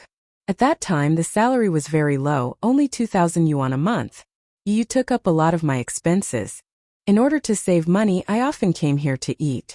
When Yoon Shirshir mentioned the past, she didn't feel sad at all. In the past, she often came to Shinmin Street because she was short on money. Usually, she would come here during her lunch break. If she was too busy, she would buy a scallion pancake and eat it all the way back to the office. When her work wasn't too heavy, she could leisurely order a bowl of spicy hot pot. It was economical and affordable. She could eat until she was full with just a dozen yuan. In the beginning, she couldn't eat spicy food. However, she remembered one time when she was in a bad mood. Li Qin and Yoon Yeching were divorcing. Coupled with the difficulties in her work, she was in a bad mood. In a fit of pique, she added a spoonful of chili sauce and forced herself to eat it while crying. Chapter 2064. A spoonful of chili sauce became the easiest way for her to vent her emotions. At that time, the boss didn't understand why she was crying and thought that it was because of the spiciness. He advised her, "Don't eat that spicy food. Your stomach won't be able to take it." Yoon Shirshir smiled with tears in her eyes, but she felt extremely wronged. But now that she thought about it, although those days were tough, they were good memories. At least when she thought about it, she sighed for a long time and found it very interesting. Eating spicy food was also a form of training. Just like life, it would gradually grow with time. Yoon Shirshir snapped out of her thoughts and looked up at Gong Jie. "Xiao Jie, I used to come here often. Shinmin Street is very big, and there are a lot of fun things to do." Such as? Wait a moment. Let me see our budget. Yoon Shirshir opened her wallet and flipped through it. $100. After deducting the parking fee of $10 and 2 bowls of spicy hot pot of $28, there were still $62 left. She pursed her lips and smiled. Glancing at him, she winked mysteriously like a mischievous elf. "Xiao Jie, I'll take you to play Yu's favorite activity when he was young. Okay? Gongjia was a little disgusted and said proudly, "No, it's too childish. Humph, you might not be able to play, you use little games." This method of provocation had always worked on Gongjia. He immediately said unhappily, "It's a little beans game. Why can't I play it?" Yun Shirshir held his hand and smiled mischievously. Then they weaved through the crowd and finally came to a side-by-side stall. There were a total of 4 stalls, but they were all opened by the same boss. The boss was a middle-aged uncle who was considered an old acquaintance of Yun Shirshir. When Yu was young, she often brought him here to play. Yun Shirshir sighed in her heart. Childhood. Gongjia's face darkened when he glanced at it. The 4 small stalls were arranged side by side, and there were a total of 4 items. Yun Shirshir took him to one of the stalls. In the small shop there was a basketball machine. The basketball machine was very tall and it could move left and right. Its speed was not slow. Even a 1.8m boy could not take advantage of it. Do you know how to shoot? Yes. Yun Shirshir paid the money, and the basketball machine started. She raised a basketball and explained, "It costs 5 yuan to play. There are a total of 10 balls.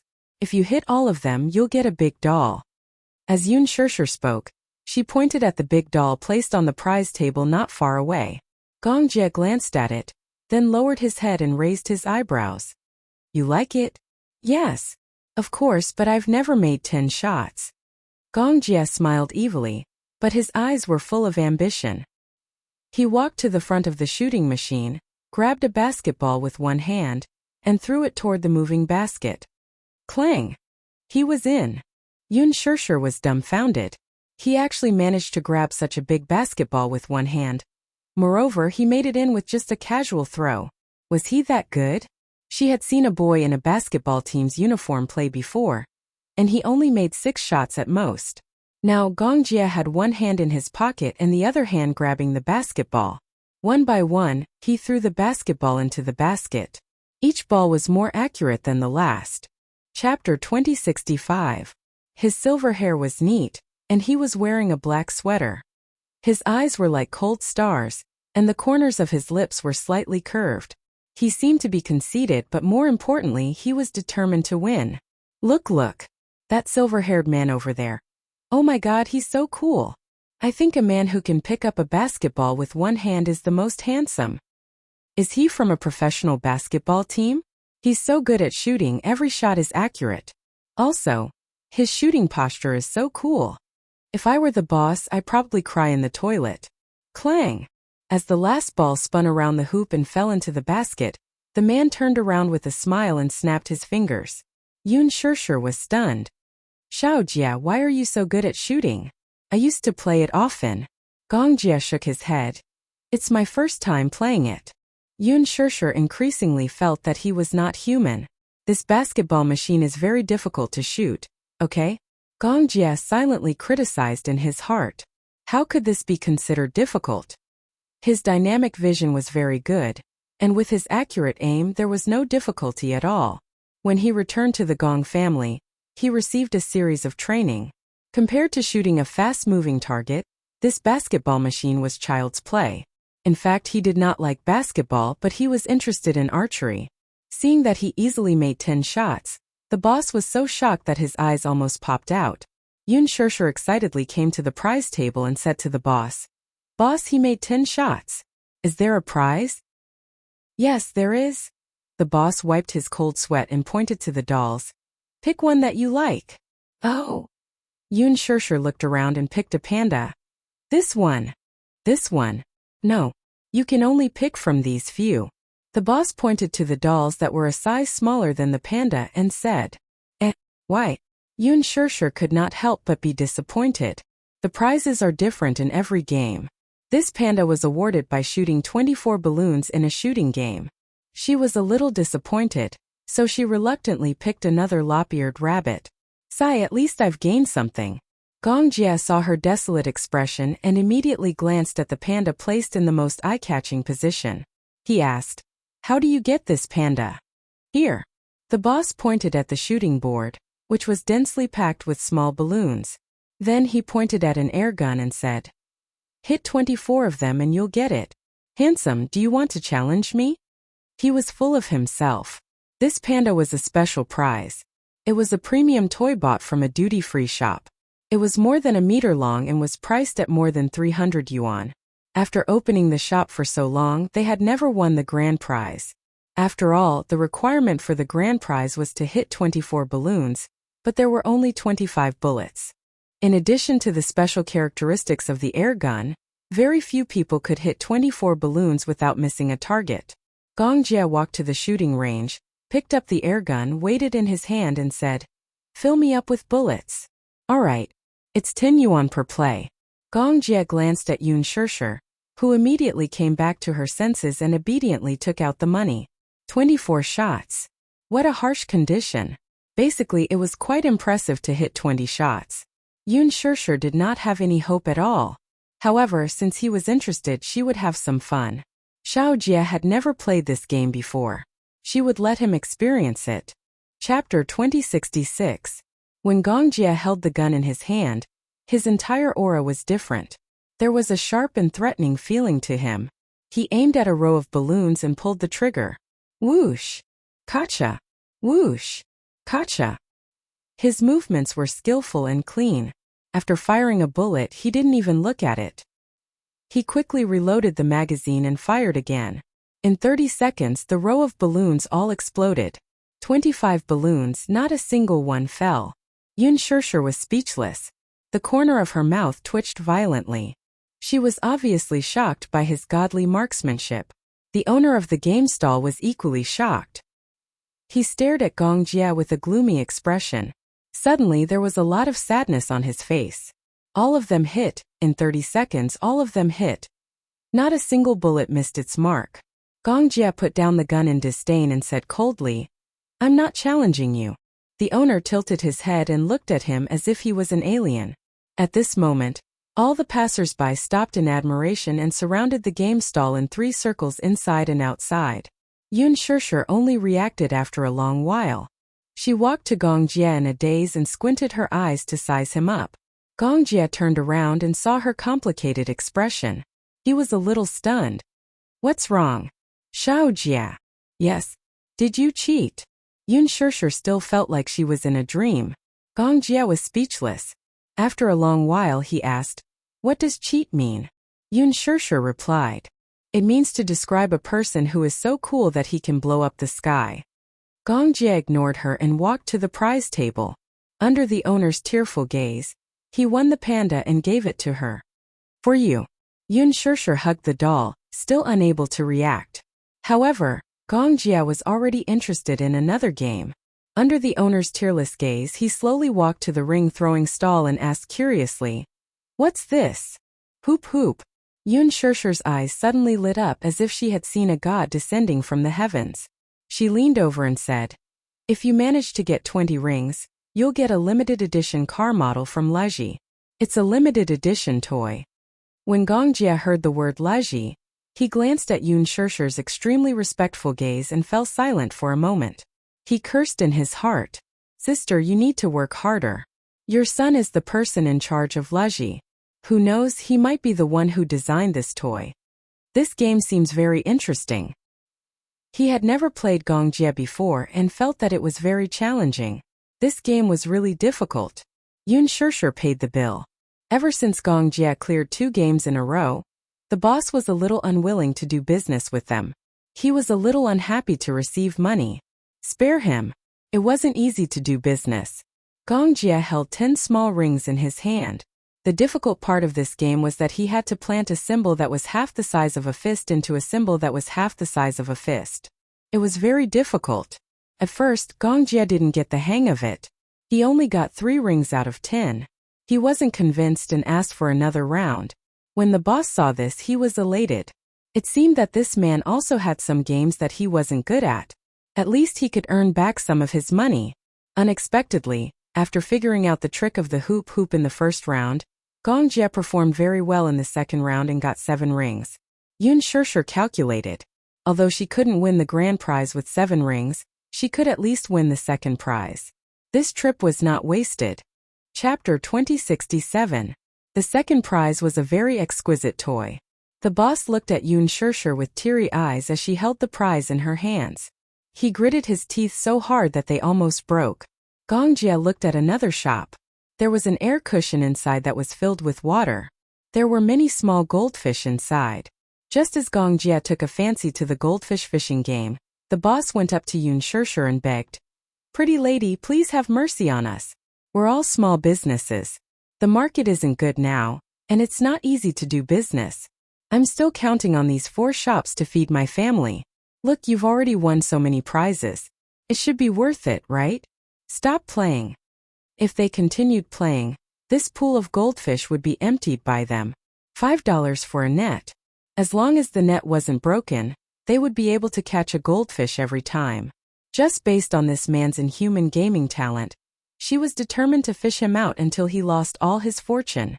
Yoon Shirshir suddenly felt that this boss was very pitiful. But Gong Jia didn't appreciate it. "Boss, since we're doing business, we have to follow the rules of the game. We didn't cheat, and we won with our own abilities. Why can't we play?" The boss was speechless. He felt wronged and said, "But aren't you a little too good at playing? Look, you won my dolls that cost more than $100 for a $5 shooting game. You won my pandas that cost more than $300 for a $10 shooting game. You won my toys that cost more than $100 for 2 rounds. You've already lost a lot of money." Gong Jia didn't listen. He spread out his hands and said, "Give me the net." The boss continued to persuade him earnestly. "I bought these goldfish for $1 each. If you take all of them away, how can I continue doing business?" Yoon Shirshir was a little unhappy. If others can take them, why can't we? We have to follow the rules when doing business. "Hey, pretty lady, handsome guy, take it that I'm begging you. Stop playing. I'll refund you the money you spent on the game, okay?" He almost knelt down and begged them. Gong Jia was very stubborn. "Let me play or I'll destroy your stall." The boss was shocked when he heard that. Yoon Shirshir was speechless. "Xiao Jia, you're too domineering. If he didn't let her play, she would flip the stall." However, these words were said in a very childish manner, making people not know whether to laugh or cry. Yet, they felt that coming from his mouth it was actually somewhat cute. The onlookers pointed and whispered among themselves. The boss immediately turned to the passers-by for help. "Everyone listen to this. This handsome guy is being unreasonable. He wants to destroy my stall. I'm an honest businessman. I'm running a small business and I can't make much money. Why is he making things difficult for me? Boss, you're the one in the wrong. From what I saw just now, this handsome guy didn't cheat or act shamelessly. He followed the rules of the game. He won the prize based on his ability. If you don't let him play, it's you who doesn't follow the rules as a businessman, right?" At the side, a male student stood up to protest. Then the others also accused, "So you just want to earn money from people who can't play the game well, right? You're not letting other people play after they've had enough fun. You really know how to do business. It's a free win." "Exactly. No one does business the way you do.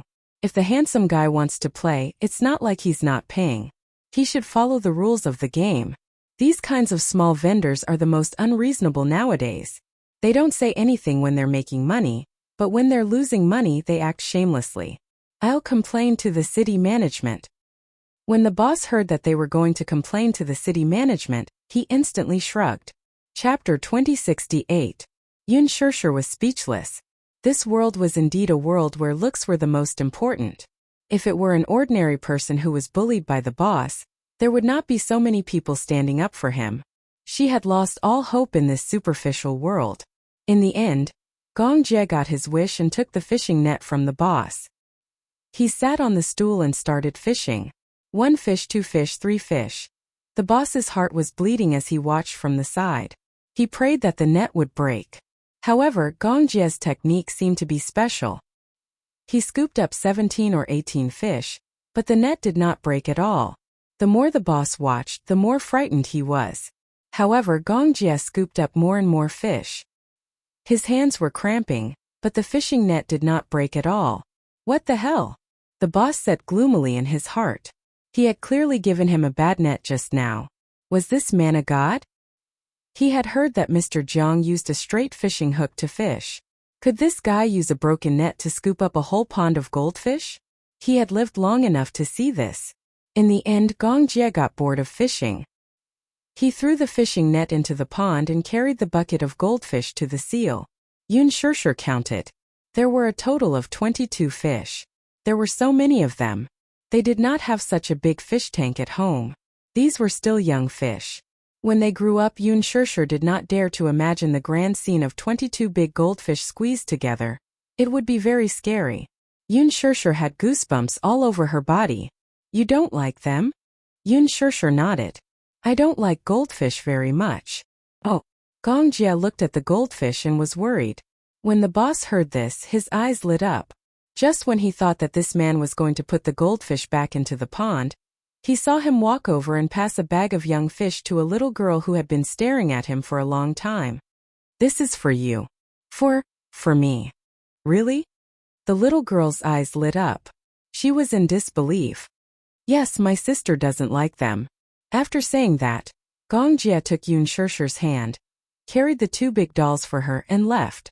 Seeing that the Buddha had finally left, the boss felt a burst of relief. At the same time, his heart ached for his loss. Sigh, this brat had wasted a day's worth of business. Along the way, Yun Shishir was still puzzled. How strange. Gong Jie lowered his head and raised an eyebrow.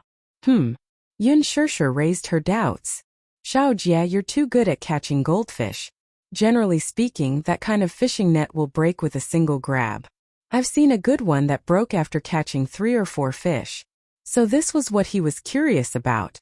Gong Jie curled his lips into a smile but played it down. That fishing net won't break. Why are you so sure? Seeing how confident he was, Yun Shishir became even more curious. Gong Jie replied, because that's the net that the boss used to catch fish. In the beginning, the boss had given him a net that was purposely broken. Gong Jie noticed it at a glance, so when the unscrupulous boss wasn't paying attention, he secretly swapped the net that was usually used to close the stall for fish. The boss just didn't notice. Playing such a small trick on him, he didn't mind competing to see who was darker. Yun Shishir was stunned. The boss used to catch fish? Is he that kind? Maybe he took the wrong one. He definitely wouldn't tell her that he had swapped the net. It was too disgraceful and would damage his image. But Xiao Jie, you're too good. Especially the one who shot the balloons. Did you specially practice it? It's my first time playing. Are you that good at games? Chapter 2069. Yun Shishir couldn't help but be speechless. She smiled and asked, did you have fun today? Just now, when he was fishing for the goldfish, she was squatting beside him. Suddenly, she felt as if they had returned to their childhood. He was squatting on the ground to catch ants while she was squatting beside him, holding her head and watching quietly. It was a closeness that they had never felt before. Gong Jie was fishing quietly, and she was watching quietly. Perhaps it was because she had matured too quickly, so every memory of her childhood was very precious. The happiness of her youth was something that could not be returned to. Some people reminisced about the past, but they were reminiscing about the time that could not be returned. Gong Jie looked at her dotingly and said gently, when I'm with sister, I'll be happy no matter what. Why is your mouth so sweet? It's as if it's smeared with honey. Yun Shishir pouted coquettishly and gently pushed his shoulder. She seemed to be disgusted, but she was full of happiness. Gong Jie suddenly hugged her shoulder. Sister. Yun Shishir was startled, but she saw him gently leaning towards her. Almost half of his upper body weight was leaning on her shoulder, and he was very attached to her. I don't want to be separated from you, he said, but there was a hint of coquettishness in his tone. Then let's not be separated for life. But you have brother-in-law. Gong Jie was resentful towards a certain man. Yun Shishir was silent for a moment. You'll get married and have children in the future. I don't want to. Gong Jie was disdainful. I don't want that. I don't want a wife. I want sister. Yun Shishir felt sweetness in her heart, but there was also an inexplicable bitterness. Was this kid acting coquettishly with her? The problem was that his coquettishly skill was comparable to Yu Yu's. It was the same possessiveness as Yu Yu's. They were uncle and niece after all. Their way of acting coquettishly was similar. She had heard a story before. It was said that the twins were lovers in their previous lives. Because they loved each other, They couldn't stay together until the end because their obsession was too deep. In the previous life, if two lovers died for love, in the next life they would become twins. They would be together before they were born. And in this life there would be an unbreakable bond. They would be together, but they would not be able to love each other. This was God's reward for their loyalty and love, but it was also a punishment for not cherishing their lives. Yoon Shurshur was not very superstitious about the past and present life, but for her, Gong Jia was her guardian angel when she was young. This was a deeper bond than the one she had with Mu Yaja. She could feel Gong Jia's dependence on her. "What are you thinking about?" Gong Jia saw her lost in thought and couldn't help but wonder. "Nothing." Yoon Shurshur came back to her senses and dismissed her wild thoughts. She smiled at him and said, "Xiao Jia, shall we go back? So early? Why don't you stay for dinner tonight?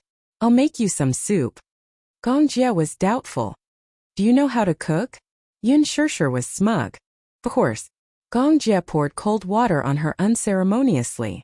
"Won't I be in danger if I eat your cooking? Get lost. I have to be responsible for my own safety. Don't worry. With your body constitution, even arsenic won't kill you. Sister's cooking might be more poisonous than arsenic. Do you believe that I'll beat you up? Even 10 of you can't beat me." "Says who? I can lift you up with one hand." The two of them bickered as they walked towards the car. Chapter 2070. Yoon Shurshur noticed that he was looking somewhere with a vigilant expression. She couldn't help but feel a little nervous. "What's wrong?" "Nothing." Gong Jia turned around and smiled at her. "Let's get in the car." Yoon Shurshur nodded. Gong Jia hugged her shoulders and helped her put on her hat. Yoon Shurshur was wearing a down jacket and a furry hat. He put it on and covered her head tightly. She didn't know whether to laugh or cry as she mumbled, "What are you doing?"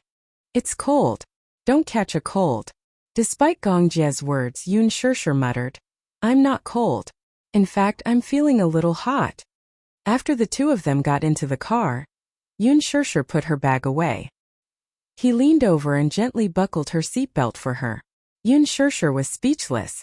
She always felt that she was like an oversized doll in front of him. Even if it was something as simple as fastening a seatbelt, he had to personally do it for her.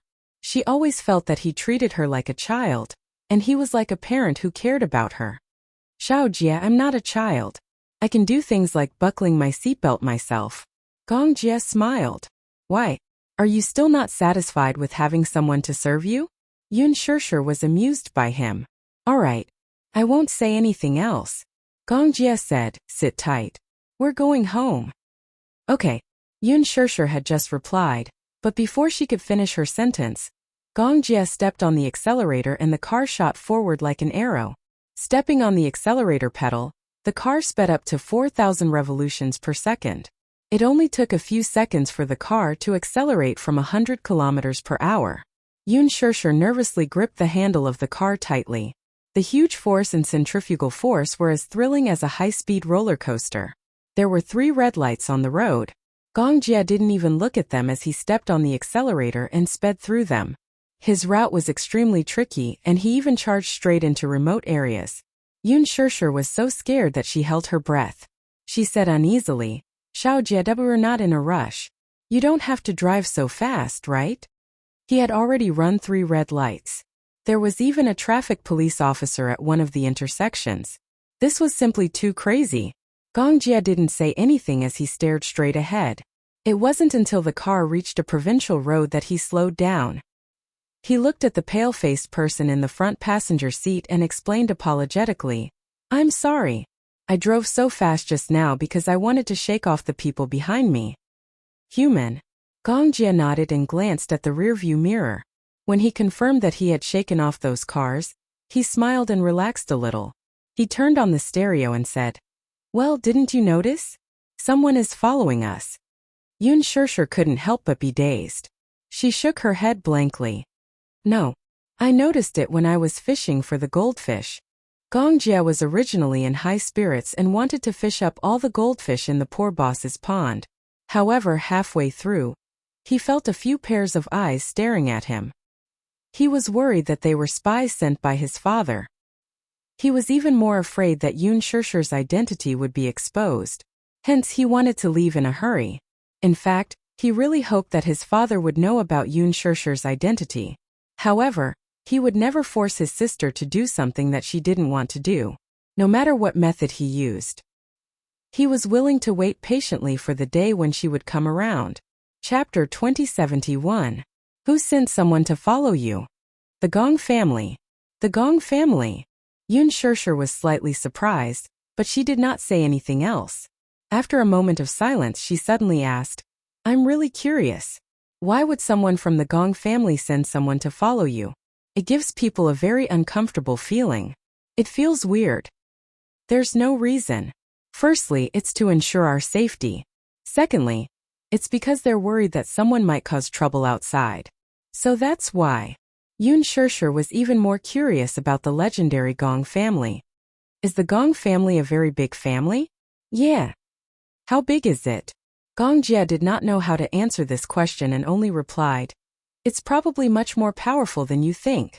Yoon Shirshir suddenly asked, How does it compare to the Mu family? Hearing this, Gong Jie could not help but reveal a hint of contempt in his eyes as he sneered. How can a mere Mu family be placed on the same level as the Gong family? Yoon Shirshir's lips twitched. Xiao Jie's enmity towards the Mu family ran deep. Moreover, when he said this, his expression was as cold as it could get. She suddenly remembered something. Mu Yaja said that he would be back early today to have dinner with everyone. She did not react in time and invited Xiao Jie home for dinner. It's over. She felt that this was going to be a very tense dinner. Xiao Jie was rather dissatisfied with Mu Yaja as his brother-in-law. Even if he called him brother-in-law, it was only because of her. Now it was really awkward. The car drove back to Xiangti Walk. When Gong Jie and Yoon Shirshir reached home and opened the door, they saw the two little munchkins playing games in the living room after school. Hearing the sound of the door opening, Yu turned his head and saw Gong Jie standing next to his mother. A row of frowns instantly formed on his forehead as he found it extremely strange. Uncle, what brings you here? Gong Jie said calmly. The northwest wind. Yu was speechless. He was left speechless by this joke. When Xiaoyichen saw him, he was also stunned for a moment. Suddenly, he smiled and said, Uncle, are you here to freeload dinner? Gong Jie said shamelessly, Yeah. On the way here, I heard from your mommy that Chef Yu's culinary skills are comparable to a 5-star chef. I'm here because I want to try your cooking skills and see if they're as top-notch as the rumors say. Xiaoyichen was speechless. There were even people who shamelessly described freeloading in such a refreshing and refined manner. The corner of Yu's eyes twitched violently again. Had he been betrayed by his mommy? He didn't want to cook a feast tonight. Yoon Shirshir poured a glass of water and asked Gong Jie to sit down. Then she inched over to Yu and coaxed. Yu, why don't you make an exception tonight and show off your cooking skills to your uncle? Mommy, you're cheating. It's not my turn to be on duty tonight. While Yoon Shirshir was resting, Yu was relieved to be on duty during the new year. He and Mommy took turns to be on duty and did all the housework. Today it was his turn to rest. Mommy wanted to coax him into cooking again, so he refused. Other than Mommy, he wasn't interested in cooking for anyone else. Moreover, showing off his culinary skills was extremely boring. Not everyone wanted to eat his cooking, but he was willing to do so. Cooking was very tiring, okay? Picking vegetables, buying vegetables, picking vegetables, washing vegetables, cutting vegetables, stir-frying vegetables, arranging dishes. Chapter 2072. Yu sat lazily on the sofa and refused to move. Yoon Shirshir tried to coax him for a long time, but he remained unmoved. Gong Jie provoked coldly. Sister, you said that he knows how to cook. Are you bragging? Before Yoon Shirshir could say anything, Yu, who was standing at the side, coldly snorted. It was clear that he would not fall for his trick. Cut it out. Goading doesn't work on me. Gong Jie gritted his teeth. This kid was really smart and crafty. Yoon Shirshir was amused. Why did this uncle and niece seem to have known each other for a long time? Their way of communication was so unique. But what she didn't know was that the two of them had known each other for a long time. At one point, they were sworn enemies who were secretly competing with each other. In the past, before Gong Jie and Yu met, the two of them disliked each other. Until later, when they met, there was still some tension between them. Yun Shirshir pleaded. Yu please. Mommy promised your uncle to have dinner with us tonight. Mommy's cooking is not good. Uncle is afraid that he will get food poisoning after eating Mommy's cooking. Uncle is very pitiful. He's all alone and has no one to cook for him. Just be nice. Gong Jie's lips twitched when he heard this. Yu smiled when he heard this. Then he looked meaningfully at Gong Jie and said arrogantly, since uncle is all alone, I'll reluctantly agree to Mommy's request. Reluctantly? Why was it so difficult to get a free meal from him? Muichen. Yu suddenly stood up and called out as if he was summoning a mythical beast. Shaoichen quivered. He had a feeling that something bad was going to happen. He looked up warily. What? Go grocery shopping with me? No. He knew that something bad was going to happen. When they needed to run errands, he was dragged into it. As for other good things, he had never thought of him. What a heartless brother. Let's go. Yu grabbed Shaoichen's arm and walked out the door with their arms around each other's shoulders. Yun Shirshir didn't know whether to laugh or cry as she watched the two children leave. When she turned around, she saw that Gong Jie had stood up and walked into the back garden. He stood in the garden and stared at the garden full of Chinese roses, his eyes widening slightly. Rose? Yes. Gong Jie murmured. Did you plant all these yourself? Yes. Yun Shirshir walked to his side and followed his line of sight. Her gaze was gentle as she said, I usually take care of these Chinese roses. How about it? Does it look good? Gong Jie's expression softened a little in an instant. Yes, my mother loved Chinese roses the most when she was alive. I still remember the small flower bed behind the house I lived in at that time was filled with roses. When my mother was free, she liked to take care of those flowers. He walked over slowly and squatted down as if he had lost something. He reached out to touch a Chinese rose and frowned sadly. Since I was young, I've always dreamed of having my own backyard and planting many Chinese roses. I don't know if it's a genetic preference. I've planted roses and orchids, but in the end I still like Chinese roses the most. Hence, I decided to plant all Chinese roses in the garden. However, my culinary skills are not as good as hers. The Chinese roses that I planted will not look as good as the ones that she took care of. No. Gong Jie shook his head. I think it's very beautiful. Chapter 2073. In his memory, Mu Qingqing had beautiful hair that reached her waist. In her free time, she would tie her hair up gently with a silk ribbon and take care of the flower garden with her tools. Usually, she loved to study the art of flowers. After leaving the Mu family, she used her skills to work in a flower garden. Her craftsmanship was much appreciated. He also had quite a reputation in that field. The more Gong Jie looked at these flowers, the sadder he felt. The scariest thing about people was their memories. The more beautiful the memories were, the more painful it was to lose them. The scene in his memory suddenly shattered. When Gong Jie came back to his senses, he was shocked to find that a tear had fallen from the corner of his eye. Why was he crying? He had never shed a tear in more than 10 years.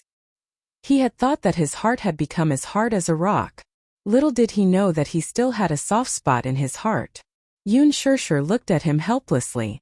Looking at his slightly wet eyes, she hurriedly wiped them away for him. Xiao Jie. Gong Jie's lips curled into a smile. Beautiful scenery doesn't last forever. Yun Shirshir was stunned and sighed in her heart. Yes, that's why we have to cherish what we have now. I'm so tired. Shaoichen pushed open the door, panting like a cow. He huffed and puffed as he placed his hands full of vegetables on the shelf. Yu came back from grocery shopping. When he opened the door, he saw Gong Jie sitting at the table, playing with the spoils of war that he had won from the game that day. He was playing with the toys developed by Leji Holdings with great interest. Yu glanced at him and saw that Gong Jie had taken apart the toys and was studying them curiously. Uncle is still a child at heart, he said coldly. Yun Shirshir popped her head out of the kitchen and smiled. Is Master Yu back? Yes, I'm back. I've already cooked the rice, Yun Shirshir said eagerly. Yu waved his hand like a general. You may leave. Leave the rest to me. All right. Yu carried the vegetables into the kitchen. She quickly picked, washed, and cut the vegetables. Half an hour later, Gong Jie heard clanging sounds coming from the kitchen. The sound of the kitchen knife hitting the chopping board was so loud that it attracted his attention. He walked to the kitchen door in admiration and saw Yu Yu standing on a small stool. She held a kitchen knife in one hand and pressed the onions with the other, cutting them into pieces. -0. The scene of little Munchkin cooking was too shocking. His mouth formed an O shape. My Yu Yu is awesome. She didn't expect that the phrase extraordinary culinary skills was definitely not nonsense. He gave her full marks for her skill in cutting vegetables. Soon all the vegetables were cut and distributed according to their types. Yu Yu stood in front of the gas stove, lit the fire, heated the pot, and started to stir-fry the vegetables. The pot was very heavy. His strength was limited, so he had to use both hands to hold the pot. It looked a little clumsy, but after a burst of flames, Yu Yu stir-fried with a spoon of oil and a spoon of seasoning. The aroma of the vegetables wafted out. Gong Jie was stunned. When Mu Yaja returned home, Yu Yu had just placed the last of the hot soup on the table. He had just opened the door when he saw Gong Jie sitting elegantly at the table, smiling at him. Brother-in-law is back. Mu Yaja's face immediately turned cold. Why was he here? Chapter 2074. Brother-in-law is so heartless. Can't I be here as a guest? Gong Jie smiled elegantly, but his eyes were full of provocation. Yun Shirshir had just finished trimming the plants and walked into the living room. When she saw him, she smiled and greeted him. It's time to eat. Yu Yu also took off his apron and hung it on the door. Daddy, it's time to eat. Mu Yaja walked over slowly and sat down beside Yun Shirshir. Yun Shirshir scooped out the rice and said, Come, let's eat. Xiao Jie, try Yu Yu's cooking. Okay. She took out a clean pair of chopsticks and handed them out. The two little guys took the chopsticks and said, Oh, in unison, but neither of them took the initiative to eat. Yu Yu's dark eyes turned and looked at Gong Jie and Mu Yaja curiously. These two were sworn enemies, weren't they? Now that they were sitting at the same table, who knew if they would start fighting? They probably wouldn't. After all, they had to care about their mommy's reputation. Yu Yu smiled. Just as he was about to take a sip of his drink, he saw Gong Jie elegantly pick up a piece of meat and put it in Mu Yaja's bowl with a friendly expression. Brother-in-law, have some meat. Mu Yaja was a little surprised by his eagerness. He couldn't help but feel a little nervous and stare at him suspiciously. Pfft. Yu Yu almost spat out his drink. Fortunately, he was elegant and managed to hold it in. He coughed a few times. Yun Shirshir frowned and asked, What's wrong? Nothing. Yu Yu wiped the corner of his mouth gently with a tissue. Did his uncle take the wrong medicine today? Yun Shirshir looked at Yu Yu and Xiaoi Chen with a reproachful look. She turned to Gong Jie and said, Yu Yu's curry beef is delicious. Xiao Jie, do you want to try it? Okay. Without waiting for Gong Jie to eat, Yun Shirshir enthusiastically picked up a piece of beef with her chopsticks and held it in her hands to prevent the juice from dripping into the other bowls. She brought the beef to his mouth and encouraged him. Try it. Gong Jie didn't know whether to laugh or cry. Was this little idiot still treating him like a child? When he was young, he would be obedient when he ate. She chased after him and chased after him. Sometimes she wanted to point a gun at his head and watch him eat obediently. Yun Shirshir was much gentler. When Xiao Jie refused to eat, she would patiently feed him a mouthful of meat and a mouthful of rice with a spoon. Gong Jie especially enjoyed being fed. Hence, every time they ate, he liked to stick to her and sit beside her.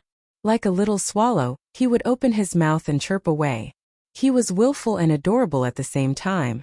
Yun Shirshir indulged him and patiently fed him mouthful by mouthful. This was how Gong Jie developed his arrogant and willful personality. It was only after he returned to the Gong family that he slowly corrected his habit of wanting others to feed him. Gong Jie wanted to do it himself, but when he saw Mu Yaja looking at him with hostility, he opened his mouth and allowed Yun Shirshir to feed him the juicy and tender beef. Gong Jie took a bite and his eyes lit up. He was clearly surprised. The heat of the beef was just right. The meat was tender and chewy, and the soup was delicious. It was neither salty nor bland. Chapter 2075. As Gong Jie ate, his eyes scanned the dining table. Suddenly, his gaze landed on a plate of fragrant red braised pork. Yun Shirshir saw that he was staring at the red braised pork, So she diligently picked up a piece of meat and brought it to his mouth. Gong Jia took a bite and tasted it contentedly. The delicious taste made his soul feel like it had been sublimated. He was happy, but the other two little guys were a little gloomy, especially Muyaja. At this moment he was like a child who had been neglected. He placed his chopsticks on the table in a fit of pique and looked at Yun Shirshir with displeasure. Didn't this woman think that she was being a little biased? This man had hands and feet. He was an adult, so why did he still need someone to feed him? He was like a 5-year-old child. He suddenly felt a little unbalanced. She was clearly his woman, but she gave others the feeling that she and Gong Jia were showing off their affection. He was embarrassed. Yu, who was standing beside him, also felt a little apprehensive. Mommy had rarely fed him all his life. Especially him, who matured very early. He knew how to eat by himself when he was 3 years old. He never needed anyone to supervise him or carefully feed him. This Gong Jia, on the other hand, sat there like a big boss. He rarely touched his chopsticks. Yun Shirshir was feeding him gently. This intimate action undoubtedly stung the eyes of the father and sons beside them, especially Xiaoyichen, who was the most displeased. Even mommy had never fed him before. Now, he could only watch helplessly as Gong Jia enjoyed such VIP treatment. He couldn't help but feel a little dejected. He and Yu looked at each other and suddenly put down their chopsticks. The two little guys walked over to Yun Shirshir, one on each side, and gently tugged at her sleeves. Yun Shirshir turned her head. Just as she was feeling puzzled, she saw the two little guys sandwiching her in the middle. At the same time they raised their palm-sized faces, opened their mouths wide and made greedy sounds. Ah! Yu opened her mouth and looked at her expectantly, like a little swallow waiting to be fed by an old swallow. She opened her mouth and looked extremely eager. Xiaoyichen opened his mouth as well. Ah! He said softly and cutely. He sounded like he was acting coquettishly, as if he was waiting for her to pamper him. She didn't know whether to laugh or cry. What are you doing? I want mommy to feed me too. Xiaoyichen acted coquettishly and stared at her with his watery eyes. She didn't know whether to laugh or cry. She held back her laughter and rebuked. Go back to your seat and pick it up yourself. Mommy is biased. Yu complained pitifully, as if she had done something evil. You feed uncle but you don't feed us. Biased. Muichen nodded as well. That's right. The meat fed by mommy was more fragrant. Mommy, hey. Hey. They were actually throwing a tantrum. Yun Shirshir was helpless, but she couldn't do anything about the two of them. She could only pick up a piece of meat for each of them and stuff it into their mouths. The two little guys chewed with their mouths full and narrowed their eyes as they snickered. Even though they had gotten their way, they couldn't bear to leave and seemed to want to cling on to her. Yu and Xiaoyichen were secretly competing with each other as they chewed with all their might. Xiaoyichen swallowed first, opened his mouth again and looked at her. Ah! It was obvious that he wanted her to feed him. Was he asking for her affection?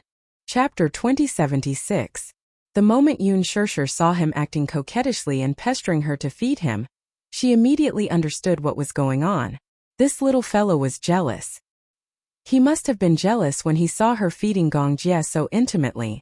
Hence, he pestered her to experience the privilege of being fed. Naturally, she knew what her own child was thinking. Moreover, Yu had always been an obedient and sensible child. He would always hold his own bowl and put food into his own bowl. He was very independent. At this moment, he was probably envious of the Gong Jia. What about Muichen? He was purely following behind Yu to join in the fun. Yun Shirshir was almost blushing from how adorable the two little fellows were. Seeing that she was not moving, Muichen tugged at her sleeve pitifully and urged her eagerly.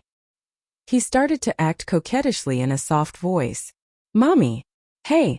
Hey! Yun Shirshir could not resist the two little fellows pestering. She picked up a piece of meat with her chopsticks and put it into Yu's mouth. Only then did the latter feel satisfied. Just as she was about to feed Xiaoyichen, Muyaja spoke unhappily. Go back to your seat obediently. As he spoke, Muyaja pointed to his seat. He had no one to feed him, yet these two little fellows still wanted to enjoy it. When Muichen heard this, he pursed his lips unhappily. However, he had always obeyed his father's orders and had never disobeyed him. He obediently returned to his seat. Daddy is a bully, Xiaoqian muttered to Muyaja, obviously unhappy with him. Muyaja's gaze froze. However, Muichen did not dare to say a word. He picked up a piece of food and blinked pitifully before he obediently ate his food. Yu Yu also returned to his seat. He felt unhappy, but after thinking about it, he did enjoy some special treatment. Hence, he felt much better and obediently ate his food. Yun Shirshir, on the other hand, chuckled softly. She glanced at Muyaja with a pair of smiling eyes. She had a feeling that the man was jealous too. Otherwise, why would he be so cold and even argue with the children? Why are you so fierce? Yun Shirshir asked, even though she already knew the answer. Muyaja snorted and only said, "Don't spoil these two guys too much. They're already so old. It's not like they don't have the ability to work and can eat by themselves. Why do they need someone to feed them?" There was a hidden meaning in his words. He glanced at Gong Jie coldly from the corner of his eyes. He was probably implying that the man sitting at the table was just like Yu Yu and Xiaoqian. They were still huge babies and needed others to feed them. Gong Jie seemed to be deliberately provoking him. He smiled and said, "Yu Yu and Xiaoqian are still young. When I was 8 years old, my sister still chased after me to feed me." These words were provoking him. Muyaja's gaze turned cold. He glanced at Yun Shirshir with dissatisfaction. Obviously, he did not believe him. Is what he said true? Yes. Yun Shirshir smiled and said, "Xiao Jie was especially delicate when he was young. When he was 8 or 9 years old, he still didn't eat by himself, so I usually fed him." Yu Yu was stunned when he heard this. "Uncle, you're so delicate?" Gong Jie curled his lips. Yes. Xiaoqian was so envious. Muyaja's expression did not look good. This Gong Jie was obviously provoking him. He felt very unhappy. Chapter 2077. Here, I'll feed you. Have some meat. Muyaja turned his face away in disdain. No. At the thought of how she had gently fed Gong Jie meat earlier, Muyaja felt an indescribable sense of awkwardness in his heart. He could not spit it out, nor could he swallow it. It was as if a fishbone was stuck in his throat. He wasn't so delicate that he needed someone to feed him. Ever since he was young, he had been different from other willful children. Ever since he was 3 years old, he had learned how to use a spoon to eat obediently while sitting on a high stool. He didn't need anyone to coax him or lie to him. He didn't make a fuss. He ate quietly and obediently. Normally, children of this age would need adults to carry them in their arms and coax them while feeding them. But he didn't. He had liked to be independent since he was young. He liked to rely on himself for everything. This trait was inherited from Xiaoqian. The children of the Mu family had always been mature and agile. It wasn't enough. Looking at how intimate Yun Shirshir and Gong Jie were, he felt that this scene was an eyesore. Gong Jie laughed and teased. "Sister, look at brother. Is he jealous?" Yun Shirshir raised her eyebrows and glanced at Muyaja. Jealous? I'm not happy to see you feed me. Are you serious? Yun Shirshir smiled. Our man probably won't be jealous over such a trivial matter. Muyaja glared at her and glanced at Gong Jie coldly from the corner of his eyes. He snorted coldly, but the meaning behind it was inexplicable. Gong Jie's thin lips curved into a smile. Suddenly, he scooped up a piece of meat with a spoon and brought it to Muyaja's mouth with a smile. He coaxed, "Brother-in-law, come. I'll feed you some meat." Get lost. Muyaja glared at him and turned his face away in disdain. However, how could Gong Jie allow him to refuse? She didn't even bother to look at his expression and directly shoved the spoonful into his mouth. Yun Shirshir. Yu Yu and Xiaoqian were also dumbfounded. Oh my god. Muyaja did not expect Gong Jie to make such a bold move. He frowned coldly and looked up to see Gong Jie's extremely kind smile, especially the mischievous expression on his face. His eyes contained a hint of provocation. He was extremely two-faced. Brother-in-law, is it delicious? Gong Jie was smiling on the surface, but the curvature of his lips was a fake smile. It was just the movement of his muscles, and the smile did not reach his eyes. Muyaja took a bite of the meat expressionlessly and chewed viciously, as if what he was chewing was not ordinary beef, but real Gong Jie. The two men, one with a smile on his face and the other with a cold expression, looked at each other. The air was filled with sparks of electricity. "Thank you, brother-in-law." Gong Jie smiled casually. "You're welcome, brother-in-law." The air was suddenly silent. The atmosphere instantly turned cold. Gong Jie and Muyaja, one with fire and one with ice, separated the world into two extremes. Yun Shirshir was sandwiched in the middle. She felt as if she was in the realm of fire and water. She was so nervous that her heart was on tenterhooks. She was afraid that these two tall and strong men would quarrel at the dining table. In fact, it was not impossible.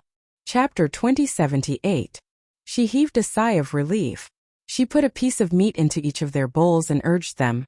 Okay, let's eat. It's not the first time you've met, so don't be so polite."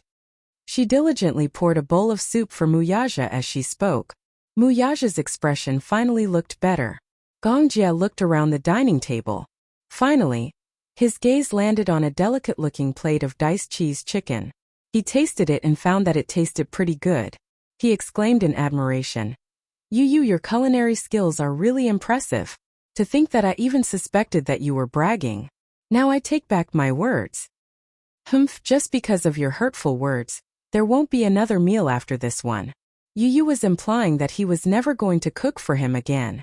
Gong Jie expressed his grievance and protested. However, Yu smiled elegantly and said, "Your protest is overruled." Yun Shirshir noticed that Gong Jie was getting more and more diligent. She secretly observed him and realized that he was more interested in diced cheese chicken. However, this was the first time Yu had made this dish.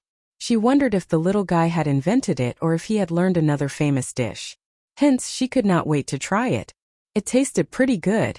The cheese was extremely fragrant and soft after being cooked. Together with the diced chicken, the aroma overflowed with a single bite. She immediately scooped a spoonful and fed it to Muyaja. She encouraged him. "Try it. Tastes pretty good." Muyaja had never tried this dish before. He always kept a distance from things that he had never tried before. Although diced cheese chicken looked pretty good, he had never tried it before. Hence, he only cared about eating things that he thought were delicious. Seeing that she was about to feed him, Muyaja turned his face to the side with a cold expression. It was a textbook example of a tsundere. Yun Shirshir suddenly understood who Yu had inherited his tsundere character from. "Eat. Let's eat." Yun Shirshir encouraged him. Her fervent expression was just like the enthusiastic salesman in the department stores. Muyaja looked at her and saw the gentleness in her eyes. Only then did the ice on his face break. His eyes were tinged with gentleness. He leaned over and opened his mouth slightly. Unexpectedly, just as he was about to take it, Yun Shirshir suddenly retracted her hand and directly put the chicken into her mouth. Muyaja was stunned. At the side, Yu and Xiaoqian burst into laughter. Mommy was purposely teasing Daddy. Yun Shirshir smiled. Her mouth was full, but she did not chew. She seemed to be showing off. She raised her eyebrows at Muyaja, as if she was silently provoking him. She was just pretending to feed him. When he took the bait and leaned over, she would retract her hand and put it into her mouth. Yun Shirshir had gotten her way. Seeing that Muyaja was still embarrassed, she raised her eyebrows arrogantly. However, Muyaja suddenly narrowed his eyes and the corners of his lips turned up slightly. There was a mischievous arc in his eyes. Yun Shirshir suddenly had a bad feeling. She felt that this man was up to no good again.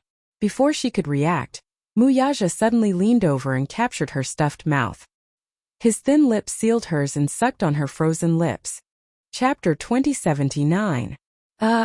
Little Chen was obviously taken aback by this unexpected scene. He shyly covered his eyes and pretended to avoid it, but subconsciously, he could not help peeking through the gaps between his fingers. Yu's face turned slightly red when she saw this. She turned her head away awkwardly, too embarrassed to look any further. Gong Jie was even more stunned. He stared blankly at Muyaja as he slowly withdrew his hand. The corners of his lips twitched involuntarily as he stared in bewilderment. Yun Shirshir was still in a state of shock. She sat in her seat in a daze. She didn't know whether to laugh or cry as she looked at the calm man sitting beside her. It was as if the scene just now was nothing to him. Or perhaps Gong Jie's arrival had caused him to feel repressed for a long time. By releasing himself like this, he could ensure his position in her heart. Secondly, it could be considered as a show of strength to this fellow who had been provoking him all this while. He could show him what it meant to be fed. Muyaja thought somewhat childishly. What kind of feeding was that? This was the real deal. Moreover, he was the only one who could enjoy such treatment. Gong Jie also learned that feeding could be done this way. He had learned something new. This brother-in-law of his was no pushover. How could he use such a method to provoke him? In reality, Gong Jie could tell that Muyaja was deliberately provoking him. He curled his lips and laughed mockingly. Obviously, he didn't take his provocation to heart. He elegantly put his arm around Yun Shishir's shoulder and complained aggrievedly. "Sister, look. Brother-in-law is jealous of you and me." Muyaja snorted coldly. However, Yu added, "Uncle, my daddy is a huge vinegar jar. You should keep a distance from my mommy. Daddy used to be jealous of a dog." Gong Jie's expression froze and his facial muscles twitched. "Huh? What do you mean?" Mommy raised a poodle. In the beginning, when she wasn't busy with work, she held the dog in her arms almost every day. Daddy was jealous and said that if there was a chance he must kick this stupid dog out. PFFF. Xiaoqian covered her mouth and snickered. When she received Gong Jie's incredulous and suspicious gaze, she stretched out her little hand and said, "Yes, I can testify that there is such a thing." Muyaja, on the other hand, drank a mouthful of soup in a serious manner, as if he didn't feel that this was a shameful thing. Instead, he was dignified and had an expression that said, "So what? I'm just jealous." Everyone fell silent. In fact, Xiaoqian really wanted to say, what did she mean by daddy is a super big vinegar jar? You too. You were just as jealous of that dog as daddy was. You also said that you wanted to kick that dog out of the house. You were the one who said that. And uncle, you're also a jealous demon, okay? The whole family was like this and he was the most normal one. After dinner, Gong Jie didn't plan to stay any longer. He still had things to do and had to leave for North America the next day.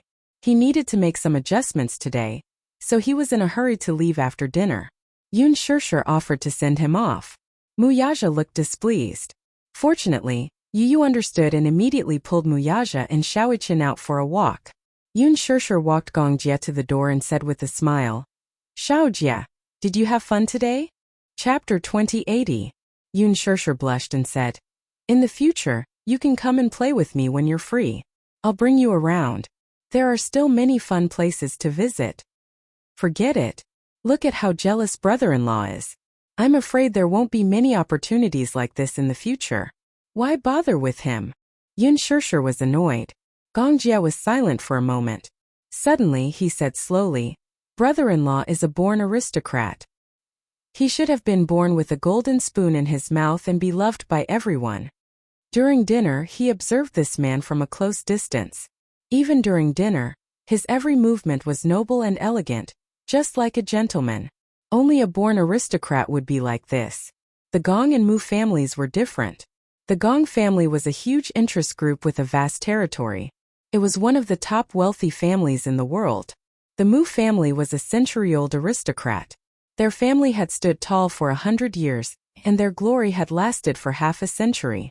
This was unprecedented and would not be replicated in the future. Even the change of a dynasty in 100 years was nothing. Moreover, it was not easy for a family to last for 100 years. Probably since he was born, he did not have to worry about food or clothing. The arrogance in his bones was like that of royalty. He was worried that his sister would be wronged if she was with him. However, he had no right to interfere in matters of the heart. There was no leeway. Gong Jie's lips curled into a smile. Suddenly, he grabbed her by the back of her neck and planted a kiss on her forehead. "Sister, if brother-in-law bullies you, just give me a call anytime." Yun Shishir was speechless. She was stunned for a moment and laughed. "All right, Xiaojie. Don't worry about this." "How can I not worry about sister's matters?" Yun Shishir was helpless. She felt warm and complicated at Gong Jie's protection. She only urged him, "It's late. You should go home. Remember to rest early." "Okay. Good night, sister." Gong Jie smiled and got into the car. The car sped off. Yun Shishir watched the car leave and turned to go home. After leaving Xiangti Walk, the Mercedes-Benz drove to the provincial road. Finally, it stopped at a remote place by the roadside. Gong Jie alighted from the car and took out a cigarette box. With a flick of his wrist, a cigarette popped out. He casually held it in his mouth and lit up the cigarette with a lighter. Smoke rose in spirals and sparks flickered in the dark night. Not long after, a jeep followed closely behind and stopped at the side. After the engine was turned off, there was no movement. With a cigarette in his mouth, Gong Jie slowly stuffed his hands into his trouser pockets and strolled to the side of the car. He lifted his long leg and kicked the car door fiercely. His strength was especially fierce. With just one kick, the car door was slightly dented. "Get down here," he ordered coldly, and the car door was immediately pushed open. Then a few well-trained bodyguards came out and stood in a row. Gong Jie sized them up expressionlessly and asked coldly, "Who sent you?" Everyone was silent, not making a single sound. "Answer me." Gong Jie snorted coldly. His gaze was extremely dangerous. "You have been following me since the day." Second young master, we are under the orders of the chief to be on standby at any time, and to keep an eye on any possible danger around you. This is the chief's order. We are protecting you. Chapter 2081. Are you sure this is protection and not surveillance? To him, this was not protection but surveillance. He did not like the feeling of being watched. The bodyguards' expressions froze. One of them replied obediently, "The leader doesn't have any other intentions. He's just worried that you've offended Alman and might be pursued and assassinated. That's why he sent us to guard you." Gong Jie's expression softened slightly. A while ago, he had indeed offended the leader of an arms group. The cause of the incident was that he had ruthlessly taken a large portion of the Middle East market from the hands of the arms group Tycoon. Taking away a piece of fat meat had undoubtedly angered him. In the arms market, ecological balance was also very important. Today, although the Hurricane Group was already a dominant company, strictly speaking, there was still a 30% share of the market outside. This was not because the Hurricane Group was not capable enough. In fact, Gong Xiaoying had the ability to take the last share under his name. However, the arms market was quite fertile. This 30% market share already included the governments of various countries, as well as many large and small arms groups. If Hurricane Group were to occupy 90% of the market share, it would be a true monopoly in the truest sense of the word. Hurricane Group was bound to be an eyesore to many eyes, and danger lurked everywhere. In order to maintain ecological balance, the Hurricane Group let go of this ambition and took a step back to protect the overall situation. However, a while ago, Gong Jie had snatched a piece of fat meat from the hands of an arms group leader. Gong Xiaoying was worried that he would be in trouble if he was so arrogant, so he sent more people to secretly follow him. Gong Xiaoying thought highly of Gong Jie. The reason why he thought highly of him was not only because of Gong Jie's own ability, but also because of another very important reason. That was, Mu Qingqing's blood flowed in his body. Mu Qingqing was the woman that his father loved the most. He had devoted his entire life to her. This woman definitely occupied the thickest and most important part of his father's life. Because of his mother, as their flesh and blood, his father had poured a lot of effort into him. Gong Jie had returned to the Gong family when he was 9 years old. He had experienced many dangers and bloodshed, and with Gong Xiaoying's strong support, he was able to achieve his current status. Therefore, Gong Xiaoying's heart was extremely biased towards him. However, he was worried that since Gong Xiaoying had sent so many people to guard him, it was inevitable that he would discover some clues. If he discovered the existence of his sister, then it would be a little troublesome. His sister was very happy now. Even if he didn't want to admit it, she had a happy family now. She was simple and happy. He couldn't bear to break this peace. When he thought about how these guys had been following him for so long, they must have grasped Yun Shishir's whereabouts. He questioned, "Just pretend that you don't know what happened today, do you hear me? If my father asks about it, just tell him that I'm resting in the hotel." Second young master, what do you mean by this? Gong Jie grabbed one of them by the collar and said coldly, "Just pretend that you don't know about that woman's whereabouts today. No one is to disturb her." If I find out that you reported this to my father, I'll kill you. Chapter 2082. His aura was very scary. Just a few words, but it was filled with a hair-raising threat. They hurriedly nodded and immediately expressed that they would not make this matter public. That's good. Go back and tell father that I don't need your protection, understand? Yes. Second young master understood. Go back. Gongjia waved his hand to chase them away. The bodyguards meticulously got into the car, and then quickly left. He turned around, his gaze deep. When Yun Shirsha returned home, Muyaja had already returned home, but she did not see the two little fellows. She thought that he must have driven the two little fellows out for a walk on the way home and came back first. Muyaja stood on the balcony. It was rare that he was not working in the study. Instead, he just stood there smoking silently. In the ashtray beside him, there were a few cigarette butts. Yun Shirsha carefully counted them. There were actually quite a few. Today, his smoking addiction seemed to be very strong. One cigarette after another. Things like cigarettes were actually not good. It was harmful to the body. She rarely saw him smoke, especially such a strong one. This was the first time she saw it. Ever since he returned home, she sensitively sensed that he seemed to be in a bad mood today. Something must have happened in the company. Yun Shirsha slowly walked over. Her footsteps were so light that he did not notice when she entered the room. She carefully wrapped her arms around him from behind. Muyaja was startled, realizing that it was her. He reached out his hand and gently covered the back of her hand. He smiled faintly. You're back? Yun Shirsha responded and went around to him. She took his cigarette and put it out in the ashtray. She reproached him. You're smoking a lot today? Are you in a bad mood? No. You're still saying no? You definitely wouldn't smoke so much usually. Yun Shirsha could not help but be a little worried. Did something happen in the company? Why don't you tell me about it? I can give you some advice. What kind of plan can you come up with? Muyaja lovingly smiled and gently rubbed her head, but his eyes were playful. Even if I can't give you any advice, I can at least give you some advice. Muyaja smirked and said, Today, second uncle came to talk to me. He said that if I continue to be entangled with you, he will consider another candidate for the patriarch position. What do you mean? Don't think too much. Yun Shirsha quickly shook her head. I won't. Don't worry. If there's anything, just tell me. Muyaja suddenly asked seriously. Let me ask you first, if I am no longer the lord of the Mujia, are you still willing to follow me? Yun Shirsha pondered for a moment. She did not know where he stood on this question. After a moment of silence, she smiled and said honestly, I didn't choose to follow you because I coveted the patriarch position. At first, I chose to be with you because I wanted you to have a father. I wanted him to grow up in an environment where he could play the role of a father and accompany him. Secondly, I like you. Muyaja's eyes flickered. He already had this answer in his heart, but now that it came out of her mouth, it gave him great comfort. He knew that this woman was devoted to him, and she did not covet his other identities. He knew this very well. Chapter 2083. Muyaja suddenly said in a deep voice, The reason why I'm able to become the head of the Mu family is because of my bloodline and second uncle's support.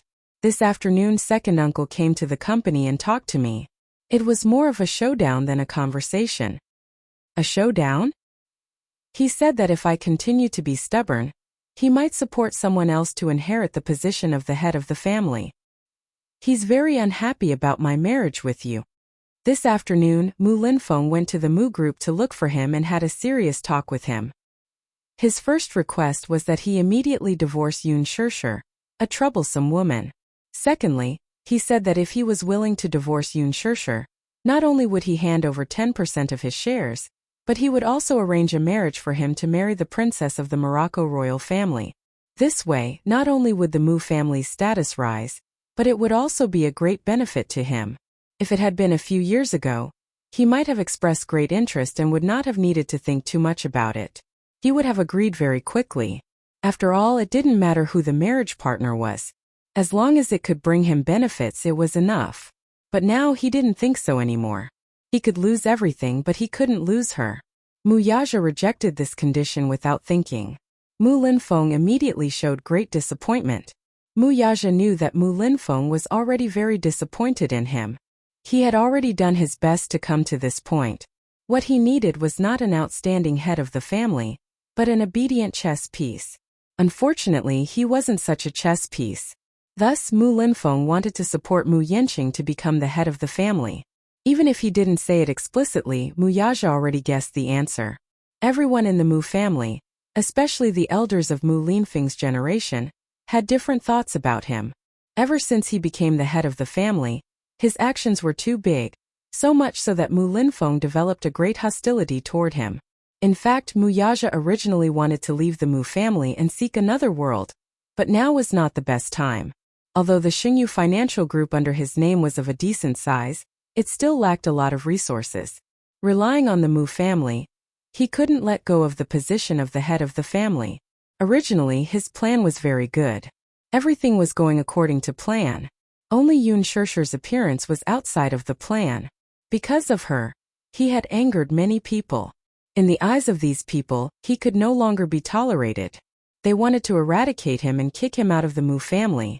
Yu Yu had already considered this issue and had discussed it with him. Yu Yu had also stated that as long as Daddy needed it, all the forces under his name would be at his disposal. However, Mu Yaja was arrogant, especially when it came to his career. How could he rely on his son? He refused without thinking.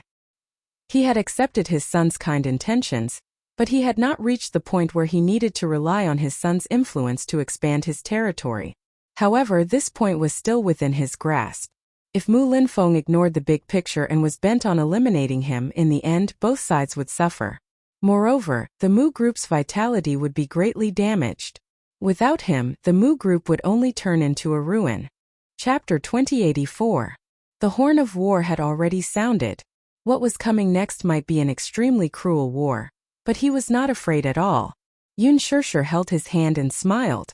No matter what it is, I'll face it with you. Okay. Mu Yaja held her hand and pulled her into his embrace, kissing her forehead. As the new year approached, Yun Shishir was already prepared to buy New Year's goods. She found out that there was a mall that was offering discounts for the entire store. In order to welcome the Lunar New Year, the items were very cheap and were worth the price. Hence, she specially called Mu Yaja and asked him to come home earlier tonight. It just so happened that Mu Yaja returned home early at 6 o'clock in the evening. Yun Yeqing and Yun Yeho were also there. After a hearty dinner, the family drove to the mall. Yun Shishir had just stepped into the mall when she felt a crow flying over her head. Have you ever seen a mall without a single person? The first thing she saw when she stepped into the mall was a mountain of goods with discount signs hanging all over it. However, other than the festive music playing from the loudspeakers, everything else in the huge mall was silent. Other than the salespeople and employees stationed in the mall, there was no one else. Yun Shishir was nervous for a moment. She thought that the mall was not open for business, but there was no sign at the entrance saying that it was closed today. She went to the service counter to ask about it, but the first thing the attendant said made her feel like she was in a dream. You're Madame Yun Shishir, right? How do you know my name? Yun Shishir was stunned. She smiled and explained, in order to welcome you and not cause you any trouble, the mall has already been cleared according to Chairman Mu's instructions. Cleared? Yun Shishir's eyes widened. At the side, Xiaoyichen and Yu Yu curiously leaned on the counter. They sized up the mall and instantly understood what was going on. Daddy probably did not like places with too many people, so he ordered the mall's manager to clear the place in advance. Mommy is a public figure. Yu Yu reminded her kindly. Daddy must be afraid that there will be too many people, and it will cause unnecessary trouble. That's why he ordered them to clear the area. Ah, that's so boring. Shopping for New Year's goods has to be done in a crowded place to enjoy the new year. Yun Shishir said with some frustration. In fact, she was fully prepared when she left the house. She was fully armed and equipped with everything she needed. However, when she walked into the mall, there was no one there. She had been eyeing them covetously and waiting for them. In the end, Xiaoyichen covered his mouth and snickered. Looks like Daddy's good intentions have backfired. Yu Yu said. Actually, Mommy, this is not bad. After all, if there are too many people, it will indeed bring a lot of trouble. Xiaoyichen added. That's good too. Mommy, we can shop for New Year's goods in peace. Yun Shirshir nodded. All right. She wondered if it was worth it for Muyaja to clear the place. She had originally found a mall with a higher discount to save some money. If he had paid a hefty price to clear the place, then in the end, wouldn't it be not saving money but spending money instead? Yun Yecheng walked over and said, "This is a small token of appreciation from Yaja. Shirshir, you're earning a lot now. There's no need to care about such trivial matters. It's rare for the family to gather together to shop. This is the main purpose." Yun Shirshir thought that it made sense. That's true. Chapter 2085. Yun Shirshir smiled. Holding the little lads in each hand, she said to Muyaja, "Let's go in." Muyaja walked over and gently took Yu's little hand from her. Yun Yecheng pushed Yun Yeho's wheelchair, and the family entered the mall in a grand manner. Other than peanuts, melon seeds, and pistachios, they also prepared gifts for visiting relatives and friends during the new year. Yun Shirshir did not have many relatives, but it was unavoidable to buy some gifts during the festive season. After buying a few big gift bags, Yun Shirshir was in high spirits. In the past, the end of the year was the time when she was most worried. She needed money to buy new clothes for the new year, from down jackets to pants to new shoes. It was a huge expense. Every year after the new year, she would be strapped for cash and feel very cramped. Although Yu would receive a lot of red packets during the new year, and some of the wealthier relatives would give red packets of a few thousand yuan each, Yun Shirshir had never touched them. Instead, she opened an account in the bank and deposited them. Now there should be a sizable sum in this account. Now that she had earned a lot, she no longer needed to shop around and compare discounts before making a decision. If she saw something she liked, she would just add it to the shopping cart. After shopping for the New Year goods, Yun Shirshir led the family to Brand Street to buy new clothes. She suddenly realized that Muyaja was very particular about his clothes. Which suit in his closet was not handmade by famous brands? Which one of them did not cost tens of thousands? Although there were many luxury goods on Branded Street, these branded stores paled in comparison to the ones he was wearing. Yun Shirshir could not help feeling a little uneasy. She walked to a men's clothing store and carefully probed, "Do you like the clothes here?" She originally thought that he would not like them and reject them in disdain. Unexpectedly, he took a serious look at them and said with interest, "Let's go in and take a look." "Okay." Yun Shirshir smiled brightly and held his hand as they walked in. The clothing store was selling overcoats with good designs. All of them were slim fit and complemented one's physique well. This was especially so for a tall man like Muyaja. Even the supermodels in the fashion shows could not compare to his aura when he put on these overcoats. Yun Shirshir picked a few designs and asked him to try them on. Muyaja patiently tried them on one by one. It wasn't the first time she had bought clothes for him, but it was the first time she had bought clothes for him that cost at most a few thousand yuan. She didn't know why, but she actually had the ability to buy him those big brands, but when she saw him wearing the brands that he liked, which were slightly less impressive, she felt that their worlds were finally on the same level. It was as if he had integrated into her world. This kind of intimacy was indescribably warm. While Muyaja was trying on the clothes, Yun Yecheng pushed Yun Yeho to the other stores to look at the silk quilts. Xiaoi Chen and Yu sat on the sofa and waited. Yun Shirshir too went through the clothes one by one, wanting to choose a few that were more compatible with his aura. She didn't put on any makeup when she went out today. She was completely barefaced, and she was wearing a very low furry hat and a pair of glasses. Therefore, she didn't look as bright and beautiful as she usually did on the screen. Instead, she looked more reserved and gentle, which was unique to women. She didn't look as dazzling as before. Chapter 2086. Try this one on. Yun Shirshir picked up a long trench coat. Muyaja only nodded lightly. Okay. He took the coat and walked into the small fitting room. Yun Shirshir couldn't help but worry that he would hit his head. The shop assistants didn't recognize her at first glance. Blushing, they went up to her and asked softly, pretty lady, is this handsome guy your husband?" Yun Shirshir was a little uneasy. She was a little worried that they would recognize her. However, when she saw the stunned expressions on their faces, she guessed that they were probably focused on Muyaja and didn't notice her. She smiled and said, "Yeah, he's my husband." "Wow, he's so young." "I knew it. I could tell at a glance that they're a young couple. Don't they say that people in the city get married later? Why are they getting married so early? Young couple Yun Shirshir's heart was suddenly warmed by this word. She loved this feeling so much. She held his hand openly and said righteously, "This is my husband." This feeling was pretty good. Yu snorted and said to the shop assistants, "My mommy looks very young, but she's already in her 20s. Xiaoyi-chan added, "Yeah, daddy and mommy are almost in their 30s. They're not young anymore." Yun Shirshir glanced coldly at Xiaoyi-chan. This guy was marked by the company he kept. After being with Yu for so long, he had learned bad things from him. He was so sarcastic and not cute at all. The shop assistants were shocked by the two little kids' cuteness. They covered their faces and exclaimed, "Pretty lady, are these two little kids your sons?" Yun Shirshir nodded. The shop assistants were extremely envious. "Oh my god. They're so beautiful. They look just like those mixed-race celebrities on TV. Look at their big bright eyes. Especially their eyelashes, they're so long and curly. Yes. If I could give birth to two such cute twins, I would wake up laughing in my dreams." At the end of the day, it all depends on your parents' genes. The beauty is so beautiful, and her husband is so handsome. Her baby must be very beautiful. As salespeople, their mouths were as sweet as honey. Moreover, what they said was also the truth. Yu and Xiaoyi-chan had inherited Yun Shirshir's bright eyes and Mu Yaja's handsome features. Therefore, even though they were still young, they could already imagine how handsome they would be when they grew up.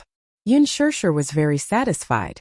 Any mother would feel happy if her child was praised for being cute.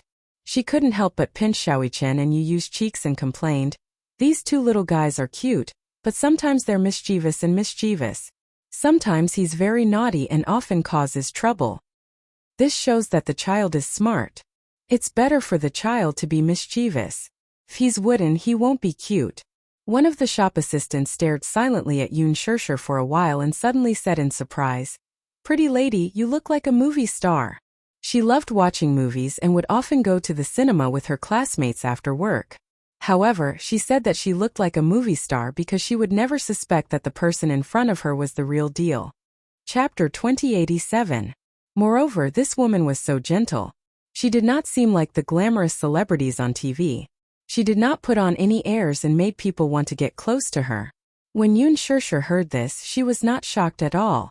Instead, she asked calmly, "Who's a movie star?" She already knew the answer. However, she had to face it calmly to avoid suspicion. The shop assistant said excitedly, "Yun Shirshir. There was a very popular movie called The Green Apple a while ago. Have you seen it, beautiful?" "Yes. Now that you mention it, it reminds me. Indeed, many people say that I look like a movie star, but I never pay attention to the actors when I watch movies, so I can't remember who it is." Yu's lips twitched. Mommy's ability to spout nonsense with a straight face had improved. It seemed that her ability to react on the spot had improved. If it were in the past, she would have felt guilty. "Have you seen that movie? Gu Xing's starred in it. It's amazing." The other shop assistants looked at each other. "No. The movie tickets are so expensive. I can't bear to spend so much money. We're already very busy working overtime. How can we have the time to watch a movie? Xiaolu and I even have a part-time job. The rent has increased again recently. We can't wait to split $1 into $2. The shop assistants smiled as they spoke. Their expressions were light, but Yun Shirshir could feel the bitterness in their expressions. More than a year ago, she was probably like these young ladies. Every day, every month, she would have to worry about rent and work hard to make ends meet. The cost of living in the capital was very high. In addition, land prices were not cheap. The rent was already exorbitant. These young ladies did not look like they were locals. They looked like they had come to the capital from other provinces. When they came, they had simple and ordinary dreams. However, after they settled down, they had to work hard for their dreams. At that time, it was the same for her. Her dream at that time was actually very simple. She hoped to have a place that was neither too big nor too small. It did not need to be too big. It did not need to be too big. It had to be 80 square meters, 2 bedrooms, a small study, and a balcony with good lighting. That was already very blissful. She hoped that one day, in this bustling city, there would be a lamp lit up because of her. Now his dream had come true, but he still missed the hard times of the past. At that time, although she was living a poor life, it was because of her poverty that even a bowl of hot soy milk before work or a cup of milk tea after work made her feel happy. At that time, happiness turned out to be so ordinary and simple. She was so easily satisfied. However, now that he had everything, he had lost that simple feeling of happiness. She would no longer feel happy simply because of a bowl of soy milk or a cup of milk tea. When a person had too much, their mentality would change as well. Or perhaps, it would be harder for them to discover the happiness in the ordinary. At this moment, she was even more envious of her past self. She was envious of these optimistic young ladies who embraced their dreams. Muyaja had once said that he envied her. At that time she often couldn't understand it, but now she understood it deeply. He was probably envious that she could find happiness in the ordinary and simple. Chapter 2088. A few shop assistants immediately surrounded him and led him to the mirror. Yu also looked over and couldn't help but widen her eyes. Xiaoqian, on the other hand, was so stunned that his mouth gaped open. Wow! He jumped off the sofa and ran to Muyaja's side. He circled around him, his watery eyes shining with amazement. Daddy looks so handsome in this. Right. This handsome guy looks really handsome in this trench coat. He doesn't pale in comparison to those handsome celebrities on TV. Your mommy has such good taste. She really knows how to pick. At least, I've never seen a customer who can wear this trench coat so elegantly. These words weren't from the shop assistant's mouths or flattery. Muyaja's trench coat did indeed suit his aura. Wasn't there a saying that went, "Clothes make the man and gold makes the Buddha"? If a person was handsome, it would be the icing on the cake if he had a matching piece of clothing. Yun Shirshir couldn't help but feel smug. Those shop assistants kept saying, "You have such good taste." It was enough to make her feel like she was floating in the air. Muyaja stood in the mirror and took a look. He also felt satisfied. Not bad. Just one word was enough to show that he was really satisfied. He was an extremely introverted man. When he encountered something that he was especially satisfied with, it was difficult for him to easily express his joy. For ordinary things he would only say, "It's okay." If he said, "Not bad," it meant that he was very satisfied. Yun Shirshir smiled brightly. She held his arm and said with a smile, "Don't I have good taste?" "Yeah." "Then why don't you give me a reward?" Yun Shirshir said deliberately. "Reward?" Muyaja's handsome face turned to face her calmly. He raised his eyebrows slightly, but it was full of mischief. "What reward do you want?" Yun Shirshir didn't say anything. She only said, "It depends on your performance." Muyaja suddenly held her face and gave her a light peck on her red lips. His eyes were full of indulgence as he lightly touched the surface of the water. The shop assistants behind them were caught off guard and were stuffed with dog food. They couldn't speak of their bitterness. Seriously, what was with this public display of affection? Did he consider the feelings of the single people? They were still single and didn't have boyfriends. Being showcased by such a loving couple, the few of them felt like they had been beaten to a pulp. Yun Shirshir turned around and asked, "How much is this dress?" "Miss, are you sure it's this dress?" "Yes. This gown is on sale recently. The original price is 2,999 yuan. The current price is 2,199 yuan. 21.99. She could not help but frown. So cheap. She entered and saw the luxurious decor inside. She thought that the clothes would cost more than 10,000 yuan. This was a brick-and-mortar store, and it was so affordable. However, when the shop assistants saw her frown, they thought that she was complaining about the price. They immediately tried to persuade her, "Don't be fooled by the price. It's not just because it's cheap. The material and quality are all here. You can touch it. It's handmade and made of real wool." "Yeah, I'm not complaining about the price." Yun Shirshir immediately explained.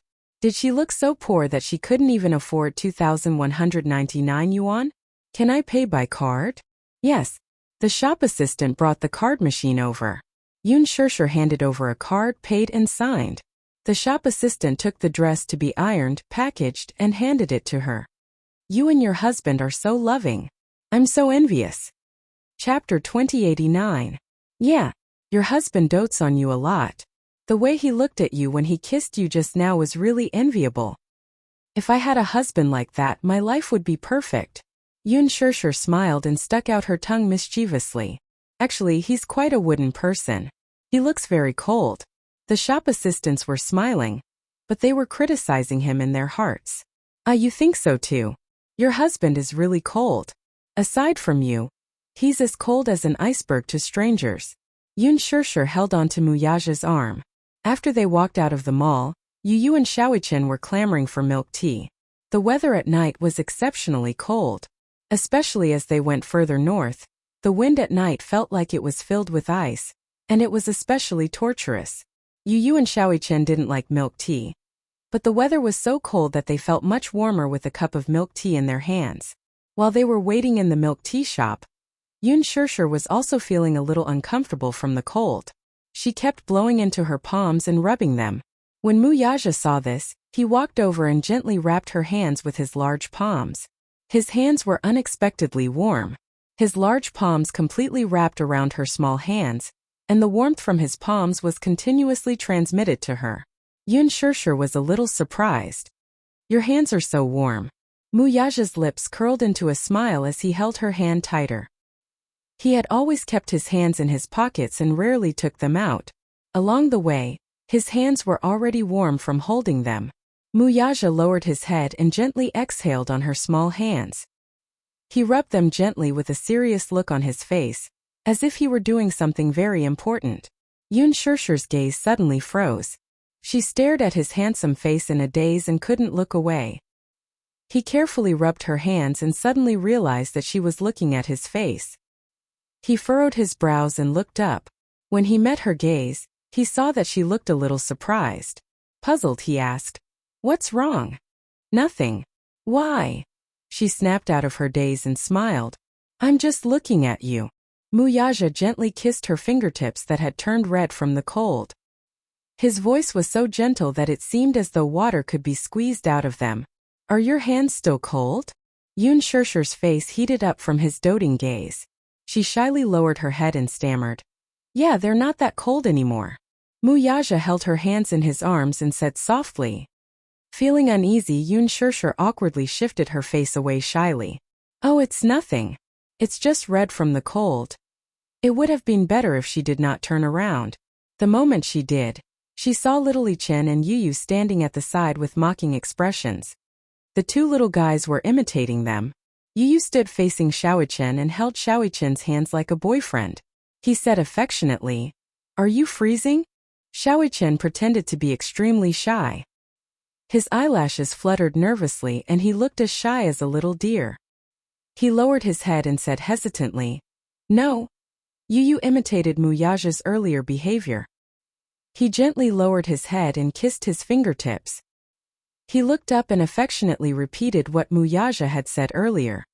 "Are your hands still cold?" "They're not that cold anymore." Chapter 2090. On the other hand, Yu went all out with his acting. He imitated his father's overbearing and affectionate manner and stuffed Xiaoichen's hand into his chest. Yun Shirshir was speechless. These two rascals. Were they purposely imitating their loving scene to make fun of her? Xiaoichen put on a shy expression. He smiled coquettishly as he tried to push him away. Yu, on the other hand, coldly recited his lines. "Are you shy, baby?" Xiaoichen blushed as he mumbled, What? You're calling me baby in front of outsiders." "I'm so shy." Yun Shirshir couldn't help but feel ashamed. Muyaja glanced at him and grunted. It was an extremely cold sound, but it seemed to be a signal. Xiaoichen immediately retracted his hand. Then he raised his hand and accused, "It's not my fault. It's Yu's fault." Yu was exasperated. What an irresponsible fellow. He had cooperated well. Now, with just a glare from his father, he had become the scapegoat. After the milk tea was made, the three of them each had a cup. They weren't in a hurry to drink it. Instead, they warmed their hands first. As for Muyaja, he, on the other hand, followed behind them in charge of carrying all kinds of bags. The three of them, on the other hand, were in charge of giggling and chatting. Yu turned around and glanced at Muyaja, who was carrying all the bags in his hands. He couldn't help but cover his mouth and snicker. He didn't forget to take pleasure in his misfortune. "Daddy, you're working so hard. You're just like a little follower." A certain big boss, who was described as a little follower, glanced at him coldly and snorted arrogantly to express his displeasure. Yun Shirshir and Xiaoyichen also turned around and looked sympathetically at Muyaja. Xiaoyichen, on the other hand, appeared very humane and gently consoled him. "Daddy, you did well. You've worked hard today. Stinking brat, you only know how to gloat." Even so, Muyaja felt a sense of warmth that he hadn't felt in a long time. In the past, he didn't have much of an impression of the new year. It was hard for him to feel the warmth of the Chinese New Year.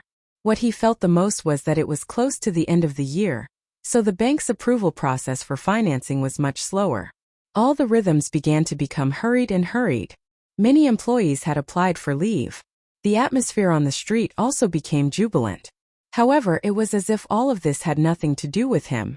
As usual, even on New Year's Eve, he would often work overtime in the company, facing the boring annual reports and a thick stack of proposals, listening to the hands of the clock as it slowly approached midnight. He could not experience the so-called happiness of a family reunion during the Chinese New Year, nor could he understand the difference between the Chinese New Year and normal days. Now, however, he could vaguely taste the warmth of the Chinese New Year. Xiaoyichen walked over and took the 2 gift bags from his hands. The little guy was strong, so the 2 bags were relatively easy for him.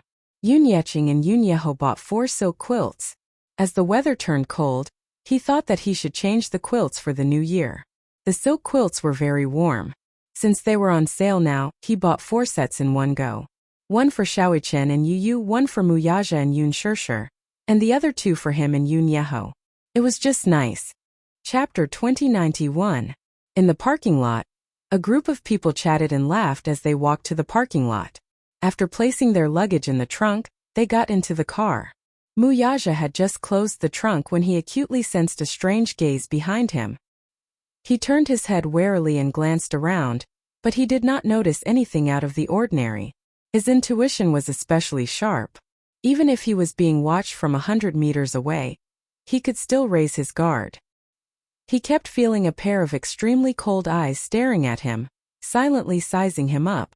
That gaze seemed to be filled with thorns, as if it could not wait to pierce through the muscles on his back and into his heart. It was also like a venomous snake eyeing its prey. However, the parking lot was extremely dark. There were some problems with the lights in a few places. They flickered on and off, blinding one's eyes and obstructing one's line of sight. However, that sudden stare still lingering in her mind. Yun Shirshir noticed his strange expression and could not help but feel a little nervous. She thought that some paparazzi had noticed him looking up and was squatting down to secretly take pictures, so she asked anxiously, "What's wrong?" "Nothing." Muyaja neatly tidied up and escorted them into the car. After the car slowly drove away, a person slowly walked out from a dark corner. Judging from the figure, it was a petite woman. She was dressed in a cold black robe, and a large hat covered her head, revealing only half of her incomparably ferocious and terrifying face. An extremely strange aura continuously emanated from the woman's body. It was gloomy, terrifying, and filled with the aura of death. Especially that pair of eyes, which were especially ferocious and vicious. It was as if she had returned to the human world from the gates of hell. She was neither human nor ghost, and there was not a trace of life in her. She watched the car leave before slowly turning around and disappearing into the darkness. These few days, Yun Shirshir stopped all her work and focused on tidying up the house. Since it was the end of the year, it was time to tidy up the house a little and decorate it with a festive atmosphere. The Yun family's tradition was to do a thorough cleaning during the new year. Muyaja originally wanted to hire a servant, but Yun Shirshir said that since it was rare for her to rest, she should take advantage of the break to do it herself. After all, this was her own home. With Yu's virtuous little helper, Xiaoyichen also raised his hand and volunteered to participate in the cleaning. Yun Shirshir thought about it and decided that the cleaning would take at most a day. It wouldn't be too tiring. The 3rd and 4th floors were not commonly used. As long as the 1st and 2nd floors were cleaned, there would be no problem. It was easy to say, but when it came to cleaning, she felt the sadness in it. Speaking of which, it was no wonder that those rich people who knew how to enjoy themselves would rather choose a large bungalow than a villa. Those who bought a villa mostly hired servants. Due to the structure and overall structure of the villa, there were a lot of blind spots in the villa, especially the corners of the stairs. It was easy for dust to accumulate on every step, and the vacuum cleaner was not of much use. After tidying up a few rooms, Yun Shirshir was so tired that she could not straighten her back. She was so tired that she was panting. She took a break from work and slacked off. Chapter 2092. Seeing Yun Shirshir slumped on the sofa, he snickered at her misfortune. "Mommy is so disappointing. You're actually slacking off." With that, he walked to the balcony as if he was floating. Yun Shirshir also hated herself for being so disappointing. She looked at the diligent little fella and saw that he had been busy all this time. He didn't even have time to catch his breath, but he didn't look tired either. On the other hand, Xiaoyichen saw that Yun Shirshir was slumped on the sofa and also collapsed into a ball. "Mommy, I can't take it anymore. I'm so tired." Xiaoyichen was listless. He never did housework. Usually, he would follow behind Yu and help out a little, but it was only light chores. Yu rarely assigned him heavy tasks. When the cleaning started, the three of them sat down seriously, assigned tasks, and divided the responsibilities. Yun Shirshir was in charge of collecting and dusting, Xiaoyichen was in charge of cleaning the windows, and Yu was in charge of washing the clothes and mopping the floor. At first, Xiaoyichen was full of confidence. Wasn't it just cleaning windows? When he was serving in the military, he had gone through all kinds of hardships and tiredness. Cleaning windows was underestimating him. However, when it was time to do it, he looked at the row of floor-to-ceiling windows on the second floor. He was so shocked that his jaw almost dropped to the ground. There were so many windows. He didn't notice it when he was living here, but when he paid special attention during the cleaning, he realized that there were more than 30 windows on the first and second floors. Oh my God! What did that mean? The first floor was still okay, but the second floor was full of floor-to-ceiling windows. As he cleaned the windows one by one, he felt as if the sky was about to collapse. Yu noticed his ashen face and said faintly, "What's wrong? Are you scared?" Just now, someone was saying confidently that cleaning windows was a piece of cake. "We haven't even started and you're already backing out? What are you talking about?" Xiaoyichen puffed up his chest confidently and volunteered. "Give me a day. I promise I'll wipe it clean." Yu snorted in disdain. Then she glanced at the tools in his hands and said coldly, "You're not allowed to use these tools. They won't be clean. Put on gloves first, get a basin of hot water, dissolve the soap, and wipe it all over with a rag. When it's dry, wipe it with a newspaper bit by bit. That's the only way to make it clean." Xiaoyichen opened his mouth in surprise. "Newspapers? If I use your tool to wipe it, it will leave a mark. As someone with OCD, I can't stand it." As he spoke, Yu patted him on the shoulder and said, "All the best." Then he went downstairs. Xiaoyichen gulped, then rolled up his sleeves and started working according to Yu's instructions. At first, the work was done step by step, so it wasn't too tiring.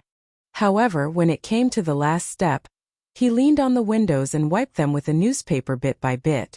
After just 10 windows, he felt as if he was about to be crippled. After Xiaoyichen finished wiping the 10 windows, he floated down like a ghost and collapsed on the sofa.